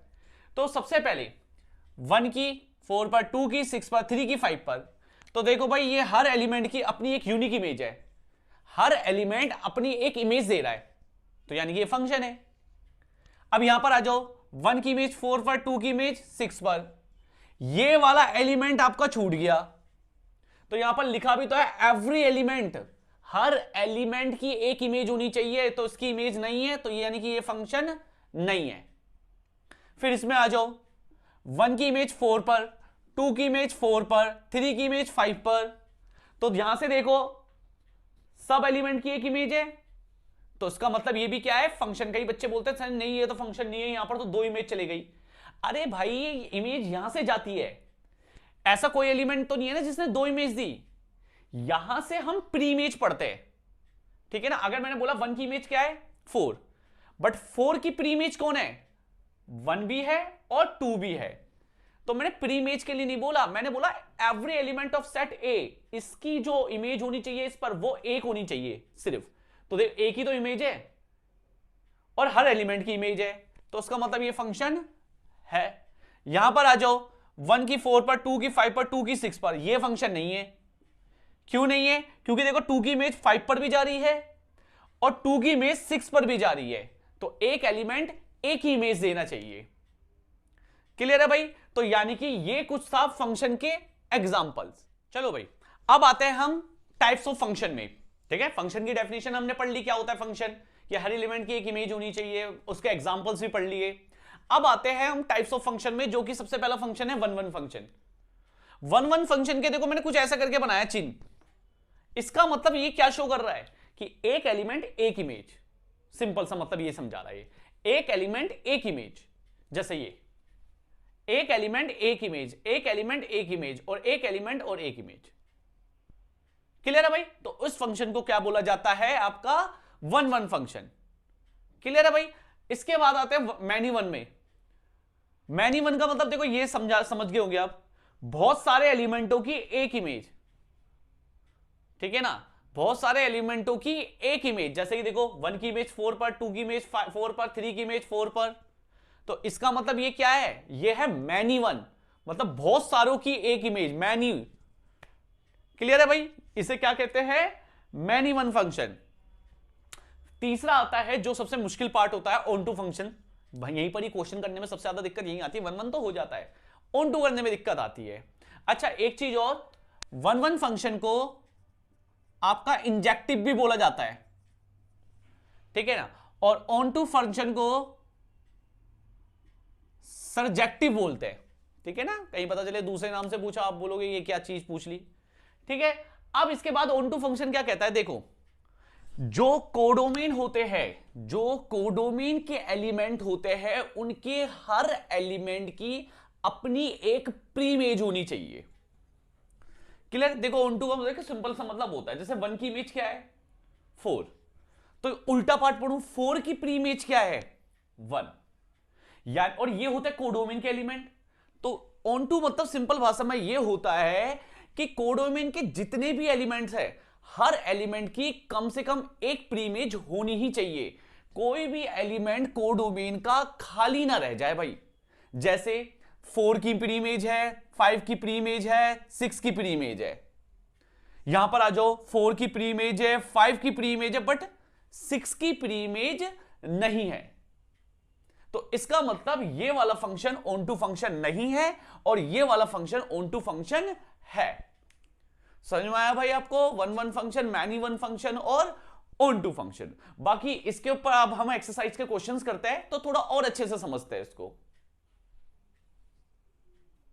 चलो भाई आते हैं क्वेश्चन में। क्वेश्चन नंबर 1.2 का क्वेश्चन नंबर 2 क्या कह रहा है, आपको चेक करनी है इंजेक्टिविटी और सब्जेक्टिविटी। इंजेक्टिविटी, इंजेक्ट यानी कि इंजेक्ट फंक्शन किसे बताया था ना 1 1, सब्जेक्टिव ऑन टू, और जो फंक्शन 1 1 और ऑन टू दोनों हो जाए उस फंक्शन को बोला जाता है आपका बाइजेक्टिव। आपका जैसे कि वहां पर होता था इक्विवेलेंस, जो रिफ्लेक्सिव, सिमेट्रिक, ट्रांजिटिव तीनों हो जाए, वैसे यहां पर जो 1 1 ऑन टू दोनों हो जाते हैं उन्हें बोला जाता है बाइजेक्टिव फंक्शन।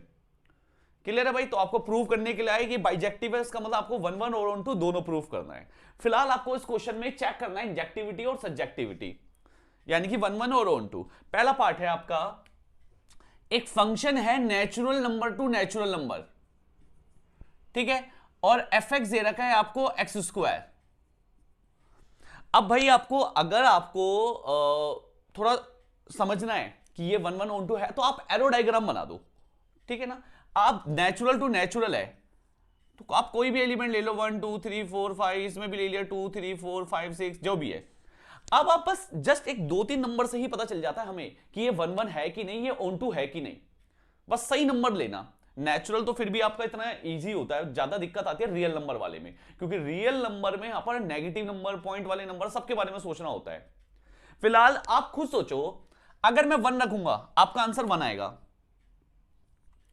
2 रखूंगा 4 आएगा, 3 रखूंगा 9 आएगा, 4 रखूंगा 16 आएगा। क्या कभी आपको ऐसा लगता है कि आपका कोई भी एलिमेंट यहां डोमेन में रखने पर आपका 2 इमेज दे दे? आप खुद सोचो, आप 1 रखोगे 1 आएगा, 2 रखोगे 4 आएगा, 3 रखोगे 9 आएगा। ऐसा कभी होगा कि एक एलिमेंट 2 इमेज दे दे? बिल्कुल नहीं। तो हमें 2-3 एलिमेंट से ही समझ में आ गया, इसका मतलब ये फंक्शन क्या है आपका? 1-1 फंक्शन है। अब इसको दिखाते कैसे है? तो सबसे पहले मैंने क्या करा, लेट कर लिया x, y belongs to natural number. ठीक है, तो हम लेके चलते हैं कि fx किसके बराबर है? fy के बराबर है। fx किसके बराबर है? fy के बराबर है। अगर मैंने ये प्रूफ कर दिया कि x बराबर y है तो मेरा 1-1 प्रूफ हो जाएगा। फिलहाल तो वैसे तो ये 1-1 है, बस जस्ट आपको लिखना है। तो fx का मतलब x², fy का मतलब y²। ठीक है, तो x किसके बराबर आया? प्लस माइनस y के, प्लस माइनस y के। बट भाई क्या था आपके? ये नेचुरल नंबर, तो ऑब्वियस बात है नेगेटिव तो हो ही नहीं सकता। तो इसका मतलब x किसके बराबर हुआ आपका? y के। सो इट इज इंजेक्टिव, यानी कि 1-1। चलो पहला प्रूव हो गया। अब आते हैं सेकंड, ऑन टू में। आप ऑन टू में आपको देखो मेन ऑन टू ही है। आपने कोडोमेन के एलिमेंट देखे, आपको भाई दिमाग क्या लगाना है कि कोडोमेन का हर एलिमेंट की प्री इमेज मिल रही है। जैसे क्या भाई आपका कुछ भी रखने पर 1 आ सकता है? यह सोचना आपको। क्या कुछ भी रखने पर, कोई भी नेचुरल नंबर रखने पर 2 आ सकता है? क्या कोई भी नेचुरल नंबर रखने पर 3 आ सकता है? बस जिसको समझ में आ गया ये लाइन कि आपको सोचना कैसा है, उसका ऑन टू समझ में आ जाएगा। अब आप खुद सोचो, मैं कोई भी नेचुरल नंबर रखूं, क्या किसी नेचुरल नंबर का स्क्वायर 2 होता है, 3 होता है, 5 होता है? तो इसका मतलब ये ऑन टू फंक्शन नहीं है। भाई इसका मतलब क्या हुआ? ये ऑन टू फंक्शन नहीं है। तो अब आपको लिखोगे कैसे? मैंने एक कोई भी एलिमेंट ले लिया, 2 ले लिया, मैं बोल रहा हूं इसके लिए ये ऑन टू फंक्शन नहीं है, तो मैंने लिखा नाउ 2 बिलोंग्स टू कोडोमेन। भाई कोडोमेन में है ना, ये तो नेचुरल टू नेचुरल है, तो मैंने बोला 2 बिलोंग्स टू नेचुरल नंबर, यानी कि कोडोमेन। ये देयर इज एग्जिस्ट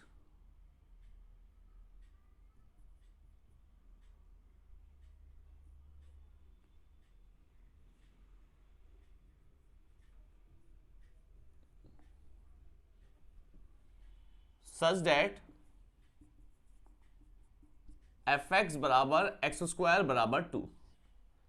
मैंने क्या लिखा है भाई लाइन? मैंने लिखा है कि यहां पर कोई एलिमेंट है कोडोमेन का, जहां पर कोई भी x मतलब डोमेन का, नेचुरल नंबर का, कोई भी यहां पर x, ये नेचुरल नंबर एग्जिस्ट ही नहीं करता जो आपको fx बराबर x² बराबर 2 आंसर दे दे। बस सब में जब भी ना हो ये लाइन छाप देना ऐसे करके, कोई भी एग्जिस्ट नहीं करता, तो इसका मतलब ये आपका ऑन टू फंक्शन यानी कि सर्जेक्टिव आपका नहीं है। क्लियर है भाई? ऐसे आते हैं सेकंड पार्ट में। भाई सेकंड पार्ट आपका क्या है? फंक्शन इंटीजर से इंटीजर, और fx बराबर दे रखा है आपका x की क्यूब। अब आप खुद सोचो, इंटीजर यानी कि आप इस बार पॉजिटिव नंबर और नेगेटिव नंबर दोनों रख सकते हो। अगर आपने 1 रखा, आपका आंसर कितना आएगा? 1, कोई दिक्कत नहीं है। 2 रखा 8 आएगा, 3 रखा 9 आएगा, 4 रखा 16 आएगा, 16 नहीं आएगा सॉरी, 3 रखा तो 27 आएगा, 4 रखा तो 64 आएगा, क्योंकि पावर 3 है ना। क्लियर है भाई? तो यानी कि आपका, और अगर आप नेगेटिव वाले के लिए सोचो, -1 रखा तो 1 नहीं -1 आएगा, क्योंकि नेगेटिव की क्यूब जो होता है नेगेटिव होता है। -2 रखा तो -8 आएगा। इसका मतलब कोई भी एलिमेंट आपका ऐसा नहीं है जिसकी 2 इमेज हो। तो यानी कि ये आपका क्या है भाई? आपका 1-1 फंक्शन है। तो सेम ऐसे दिखा दो, xy बिलोंग्स टू z, तो एफ एक्स बराबर एफ वाई, तो इसका मतलब एक्स की क्यूब बराबर वाई की क्यूब। लो भाई पहला 1 1 तो हो गया। क्या ये ऑन टू फंक्शन है? अरे इसी में आ जाओ ना, सेम ही तो है। अरे किसी का क्यूब 2 थोड़ी ना होता है, किसी का क्यूब 3 थोड़ी ना होता है। बताओ कोई भी इंटीजर बताओ, कोई भी इंटीजर जिसका क्यूब 3 होता हो, जिसका क्यूब 2 होता हो, तो उसका मतलब ये तो सेम ही लाइन छाप दो, सेम लाइन छाप देना है आपको। यानी कि ये ऑन टू फंक्शन नहीं है आपका, यानी कि ये आपका ऑन टू फंक्शन नहीं है, वही सेम लाइन छाप दो। नाउ 2 बिलोंग्स टू इंटीजर, यानी कि codomain there exist no x in domain, यानी कि integer such that F x बराबर एक्स की क्यूब बराबर 2। बस आंसर आ गया, खत्म कहानी। क्लियर है भाई? नोट डाउन कर लो। चलो भाई नेक्स्ट क्वेश्चन देखना। इसने बोला है कि prove that function from real to real number, और आपका फंक्शन है ग्रेटेस्ट इंटीजर फंक्शन, ऐसे करके निशान बना होता है, ये इसके ब्रैकेट्स होता है ग्रेटेस्ट इंटीजर फंक्शन के, is neither 1 1 nor onto. पहले क्लियर कर दिया गया है कि प्रूव करो ये 1 1 है ही नहीं और ना ही ये ऑन टू फंक्शन है।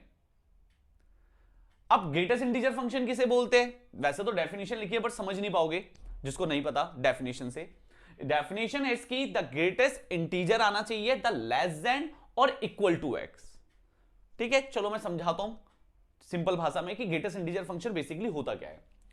यह आपसे कहता है कि आप कोई भी वैल्यू पुट करो, कोई भी इंटीजर पुट करो, वो वही इंटीजर आंसर देगा। आप 1 पुट करो 1 देगा, 2 पुट करो 2 देगा, -1 पुट करो -1 देगा, कोई भी इंटीजर।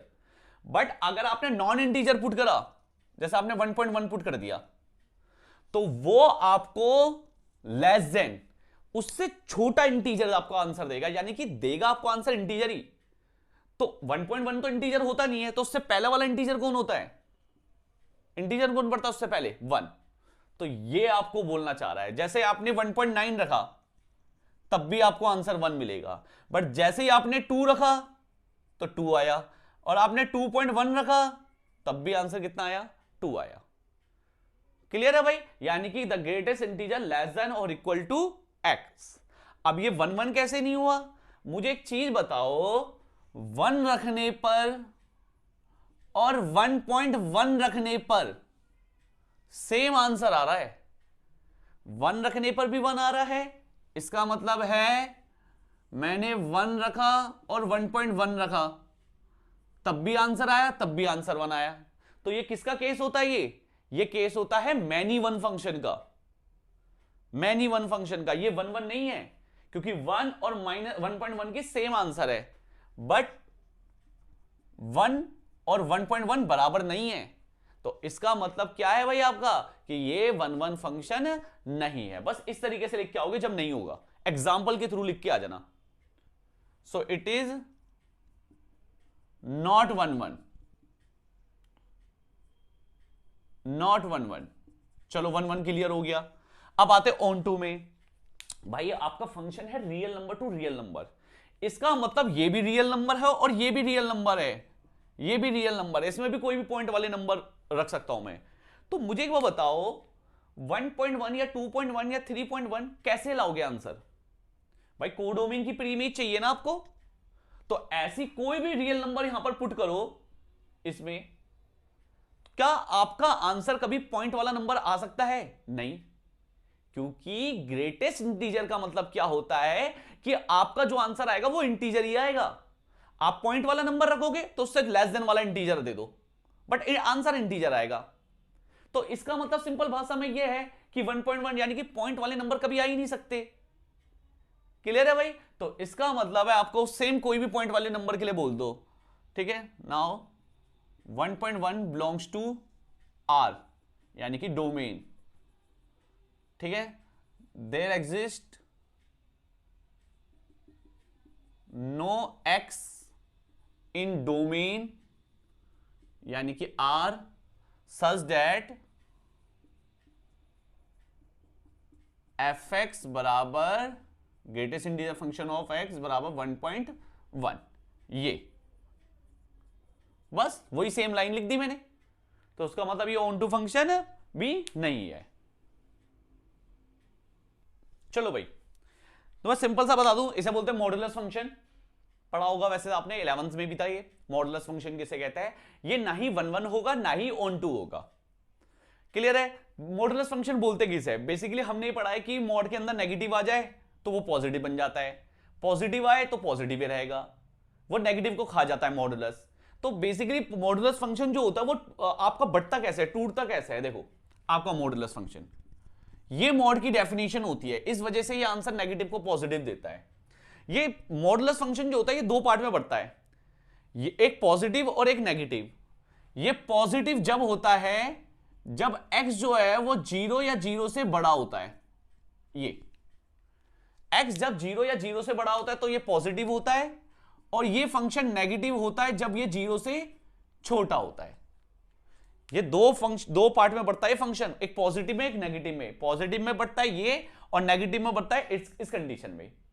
इस वजह से इसका आंसर हमेशा पॉजिटिव आता है। क्यों? क्योंकि अगर आपने पॉजिटिव वैल्यू ली तो यहां पर रखोगे, जैसे 1 2 3, तो आंसर पॉजिटिव आएगा।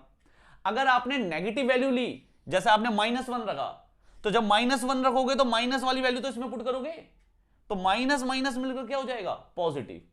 इसका मतलब यह आप कोई भी वैल्यू ले लो आपका आंसर पॉजिटिव आएगा। तो आपका ये फंक्शन 1 1 फंक्शन नहीं है, और फंक्शन है रियल टू रियल, कुछ भी पुट करो तो सही तो है।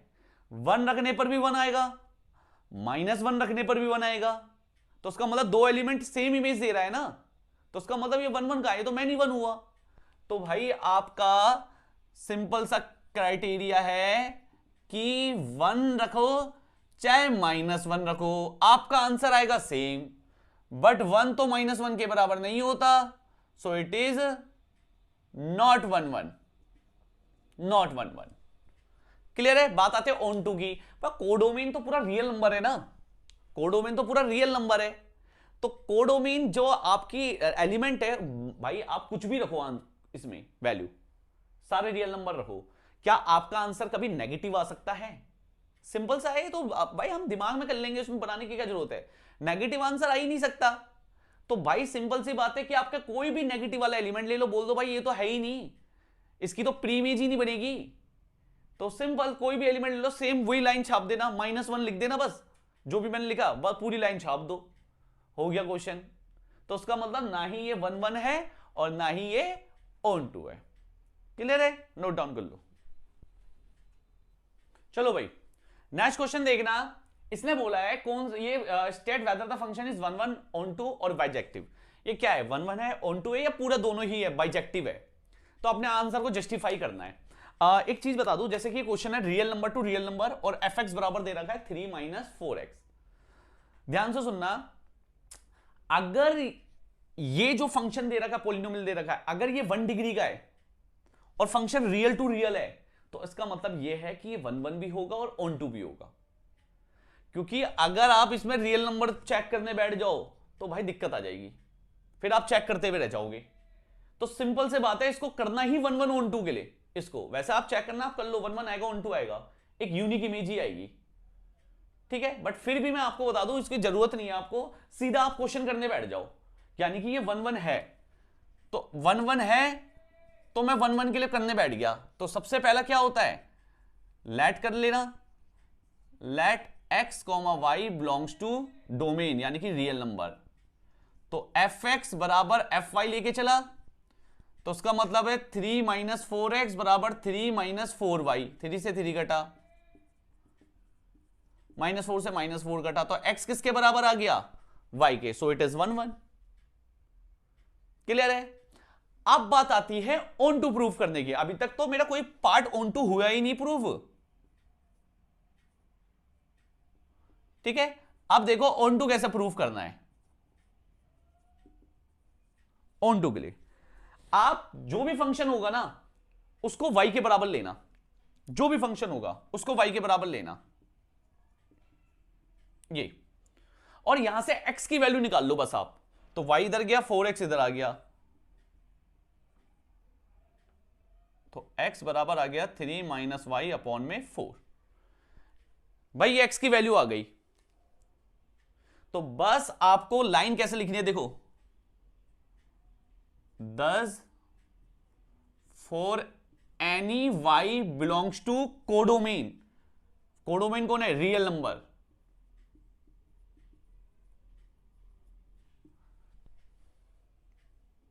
समझ में आया भाई मैंने क्या बोला, मैंने does for any y belongs to r, ठीक है ना, there exist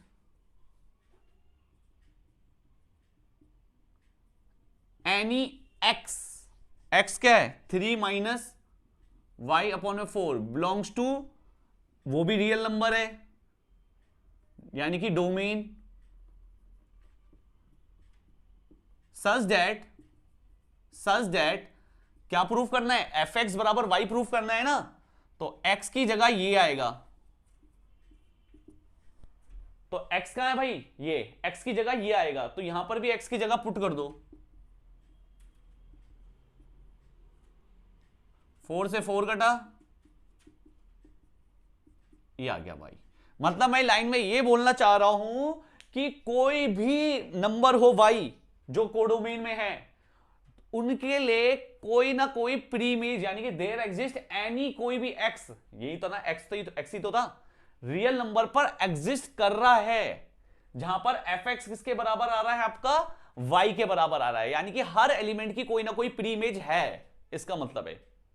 तो सिंपल सा, बस ये आपको लाइन इस तरीके से छापनी है, आपको जब ऑन टू हो, इसमें लाइनों का खेल है, ना हो तो कैसे लिखना है, हो तो कैसे लिखना है, क्लियर है भाई। तो एक सेकंड पार्ट और देख लेते हैं इसका, चलो भाई सेकंड पार्ट देखो, सेम ही क्वेश्चन है, f from real to real f x बराबर 1 + x² है, लीनियर नहीं है, 1 डिग्री वाला नहीं है ये, तो उसमें थोड़ा दिमाग लगा लेना, चेक कर लेना 1 1 है कि ऑन टू है कि नहीं है, जो भी है। तो real number two real number है, मैंने कुछ नंबर ऐसी लिख लिए यहां पर, ठीक है, -2 -1 0 1 2 3, कुछ ऐसी नंबर लिख लिए, यहां पर भी लिख लिए, -3 -2 -1 0 1 2 3, ऐसी जस्ट मैंने लिख लिया नंबर। अब आप खुद सोचो, अगर आपने 1 रखा, आपका आंसर कितना आएगा, 1 का स्क्वायर 1 1 + 1 2, ये आ गया। अगर आपने -1 रखा, तब भी आंसर कितना आ रहा है आपका, 2। तो भाई किस एंगल से ये 1 1 फंक्शन हुआ, ये तो 1 1 फंक्शन नहीं है, क्योंकि 1 रखने पर भी सेम आंसर आ रहा है, -1 रखने पर भी सेम आंसर आ रहा है, तो कैसे लिखते हैं 1 1 के लिए, नहीं होगा तो कि f1 बराबर f-1, but 1 not equal to -1, so it is not 1 1। अब आते हैं ऑन टू के लिए, भाई आप कोई भी रियल नंबर रखो, ये स्क्वायर है, ये नेगेटिव को भी क्या कर देगा, पॉजिटिव, इसका मतलब आपका आंसर क्या आएगा, पॉजिटिव, और उस नंबर के साथ भी कोई माइनस में नहीं है, प्लस में है, तो इसका मतलब ये है, आप कोई भी नंबर रखो, ये आंसर कभी नेगेटिव नहीं आएगा। आप कर दो, देख लो, कोई भी नंबर रख के देख लो, नेगेटिव नंबर भी अगर आपको लगता है तो, आप कोई भी नंबर रियल नंबर ले लो, ये आंसर कभी नेगेटिव आएगा ही नहीं, तो नेगेटिव आएगा ही नहीं तो इनकी प्री इमेज कहां मिलेगी, नेगेटिव वाले नंबर की प्री इमेज कहां मिलेगी, तो उसका मतलब इनकी प्री इमेज तो मिलेगी नहीं, तो इट मींस इनकी कोई भी प्री इमेज नहीं है, तो इसका मतलब ये ऑन टू फंक्शन नहीं है। तो बस सेम लाइन लिख दो, वही क्या लिखते हो, जो भी आप लिखते हो, now -1 belongs to real number, यानी कि codomain, there is no x in domain, यानी कि real number, such that fx बराबर 1 + x² बराबर -1। क्लियर है भाई, नोट डाउन कर लो। चलो भाई ध्यान देना, नेक्स्ट क्वेश्चन में क्या बोल रहा है, f from natural number two natural number be defined by fn बराबर, ये डिफाइन करा गया है जहां पर n नेचुरल नंबर है, और बताना है कि ये बाइजेक्टिव है कि नहीं। तो थोड़ा मेरे लिए इजी कर दिया है ये फंक्शन के बारे में, क्योंकि अगर ये फंक्शन सपोज 1 1 नहीं हुआ तो मैं ऑन टू नहीं चेक करूंगा, क्योंकि इसने बोला बाइजेक्टिव है कि नहीं। बाइजेक्टिव मतलब होता है जो 1 1 और ऑन टू दोनों हो, तो अगर मैंने ये प्रूफ कर दिया कि ये 1 1 ही नहीं है, तो सिंपल सा मतलब ये बाइजेक्टिव नहीं है, तो मैं ऑन टू क्यों चेक करूं, आपका समझ में आ गया। चलो मैं चेक करके दिखाता हूं आपको ये 1 1 है कि नहीं है। 1 2 नेचुरल टू नेचुरल है, तो नेचुरल नंबर ही लिखेंगे हम। ये अब ऑड के लिए ये फंक्शन है, इवन के लिए ये फंक्शन है। सपोज आपने कोई ऑड नंबर रखा, 1 रखा, तो यहां पर रखोगे 1 + 1 2, 2/2, आंसर आया 1। फिर आपने 2 रखा, 2 कहां है, क्या है, इवन नंबर, तो आप इवन नंबर में रखोगे तो 2/2, वो भी कितना आया, 1। यहीं से क्लियर हो गया। इसका मतलब ये 1 1 फंक्शन नहीं है। क्लियर है ना भाई, 1 1 फंक्शन किस एंगल से आ रहा है, ये 2 एलिमेंट एक इमेज, ये तो मैनी 1 है। तो आपको जैसा लिखते हो वैसे लिख देना कि F1 और F2 दोनों के लिए आंसर सेम है, but 1 not equal to 2, so it is not 1 1, not 1 1। Clear है भाई। ऑन टू वैसे तो चेक नहीं करना, बट ऑन टू अगर दिखाना चाहूं तो देख लो भाई। 1 के लिए 1, 2 के लिए 1, 3 के लिए कितना आएगा, 3 और 1 4, 2, 4 के लिए भी कितना आएगा, यहां पर रखूंगा 2, 5 के लिए कितना आएगा 3, 6 के लिए भी कितना आएगा 3, ऐसी 4 के लिए भी मिल जाएगा 5 के, यानी कि कोडोमेन का कोई एलिमेंट नहीं छूटेगा। आप वैल्यू रखते जाओ, यहां पर नंबर मिलते जाएंगे। तो इसका मतलब यानी कि ये फंक्शन क्या है, ऑन टू फंक्शन है। बस वो लाइन छाप देना भाई, लाइन छाप देना वो ऑन टू फंक्शन की, जो मैंने लिखवा रही कि होगी तो। मगर वैसे आपको करना ही नहीं था ये, क्योंकि इसने सिंपल बोला गया बाइजेक्टिव बताओ है कि नहीं। इसने 1 1 ऑन टू नहीं पूछा, इसने बताया कि क्या ये 1 1 ऑन टू दोनों है कि नहीं। तो अगर ये 1 1 ही नहीं है तो ये बाइजेक्टिव ही नहीं है, सिंपल सा मतलब। क्लियर है भाई। चलो नेक्स्ट क्वेश्चन में आओ। चलो भाई देखना नेक्स्ट क्वेश्चन क्या बोल रहा है। आपको यहां पर दो सेट दे रखे, ए और बी। ए दे रखा है, इसको पढ़ता है ऑल रियल नंबर एक्सेप्ट 3, यानी कि आपका जो डोमेन है वो पूरा रियल नंबर है, बट आप 3 पुट नहीं कर सकते। और रेंज बोल रहा है ऑल रियल नंबर एक्सेप्ट 1, 1 नहीं आ सकता, ऑल रियल नंबर आ सकता है। तो ये करके आपको फंक्शन दे रखा है ए टू बी, और इसको प्रूफ करना है, बताना है क्या ये 1 1 ऑन टू है। तो देखो ना 1 डिग्री वाला है, रियल टू रियल है भाई, डिग्री 1 है, तो इसका मतलब ये 1 1 ऑन टू होगा। तो आपको सिंपल बस इनके लिए प्रूफ करने के लिए चलना है, यानी कि यहां पर आपको लेके चलना है वही let x, y belongs to A में बिलोंग कर रहे हैं। तो क्या लेके चलते हैं कि fx किसके बराबर है, fy के। तो इसका मतलब x - 2 बराबर अपॉन में x - 3, y - 2 अपॉन में y - 3। ये कर लिया मैंने भाई। तो थोड़ा क्रॉस मल्टीप्लाई कर दो, xy - 3x, xy - 3x - 2y plus का 6। फिर यहां से करा xy - 2x - 3y प्लस का 6, 6 से 6 कटा, xy से xy कटा, तो आया -3x - 2y बराबर -2x - 3y।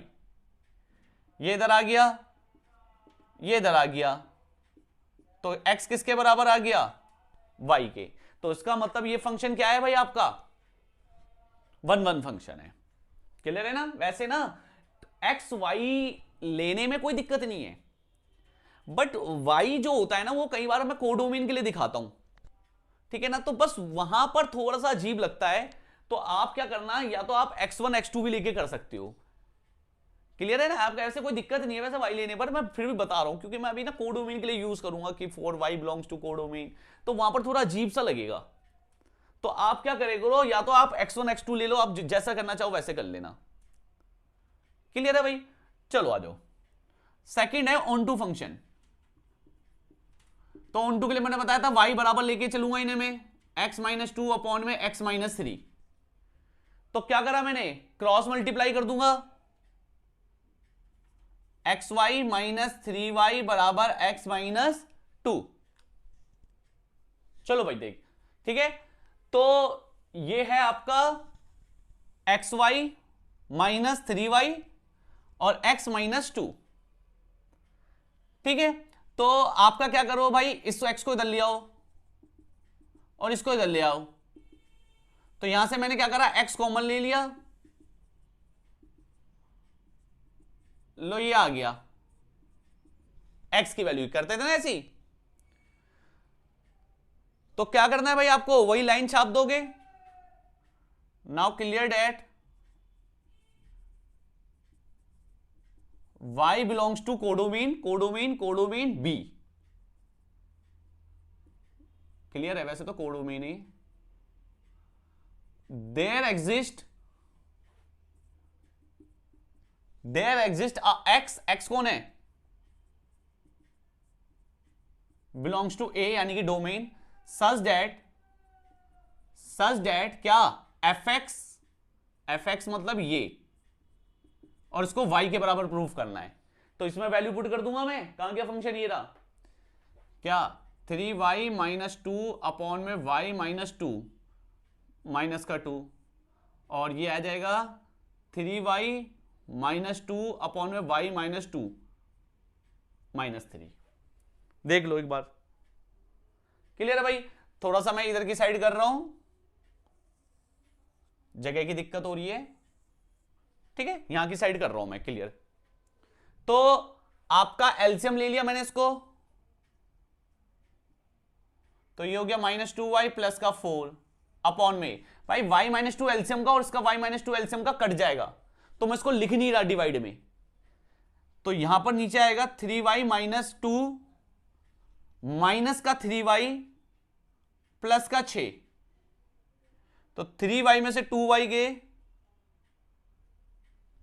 ठीक है, खाली y बचेगा, और 4 में से 2 गया, 2 बचा। यहां पर कुछ ना कुछ आपकी मिस्टेक हुई है, यहां पर कोई ना कोई मिस्टेक हुई है।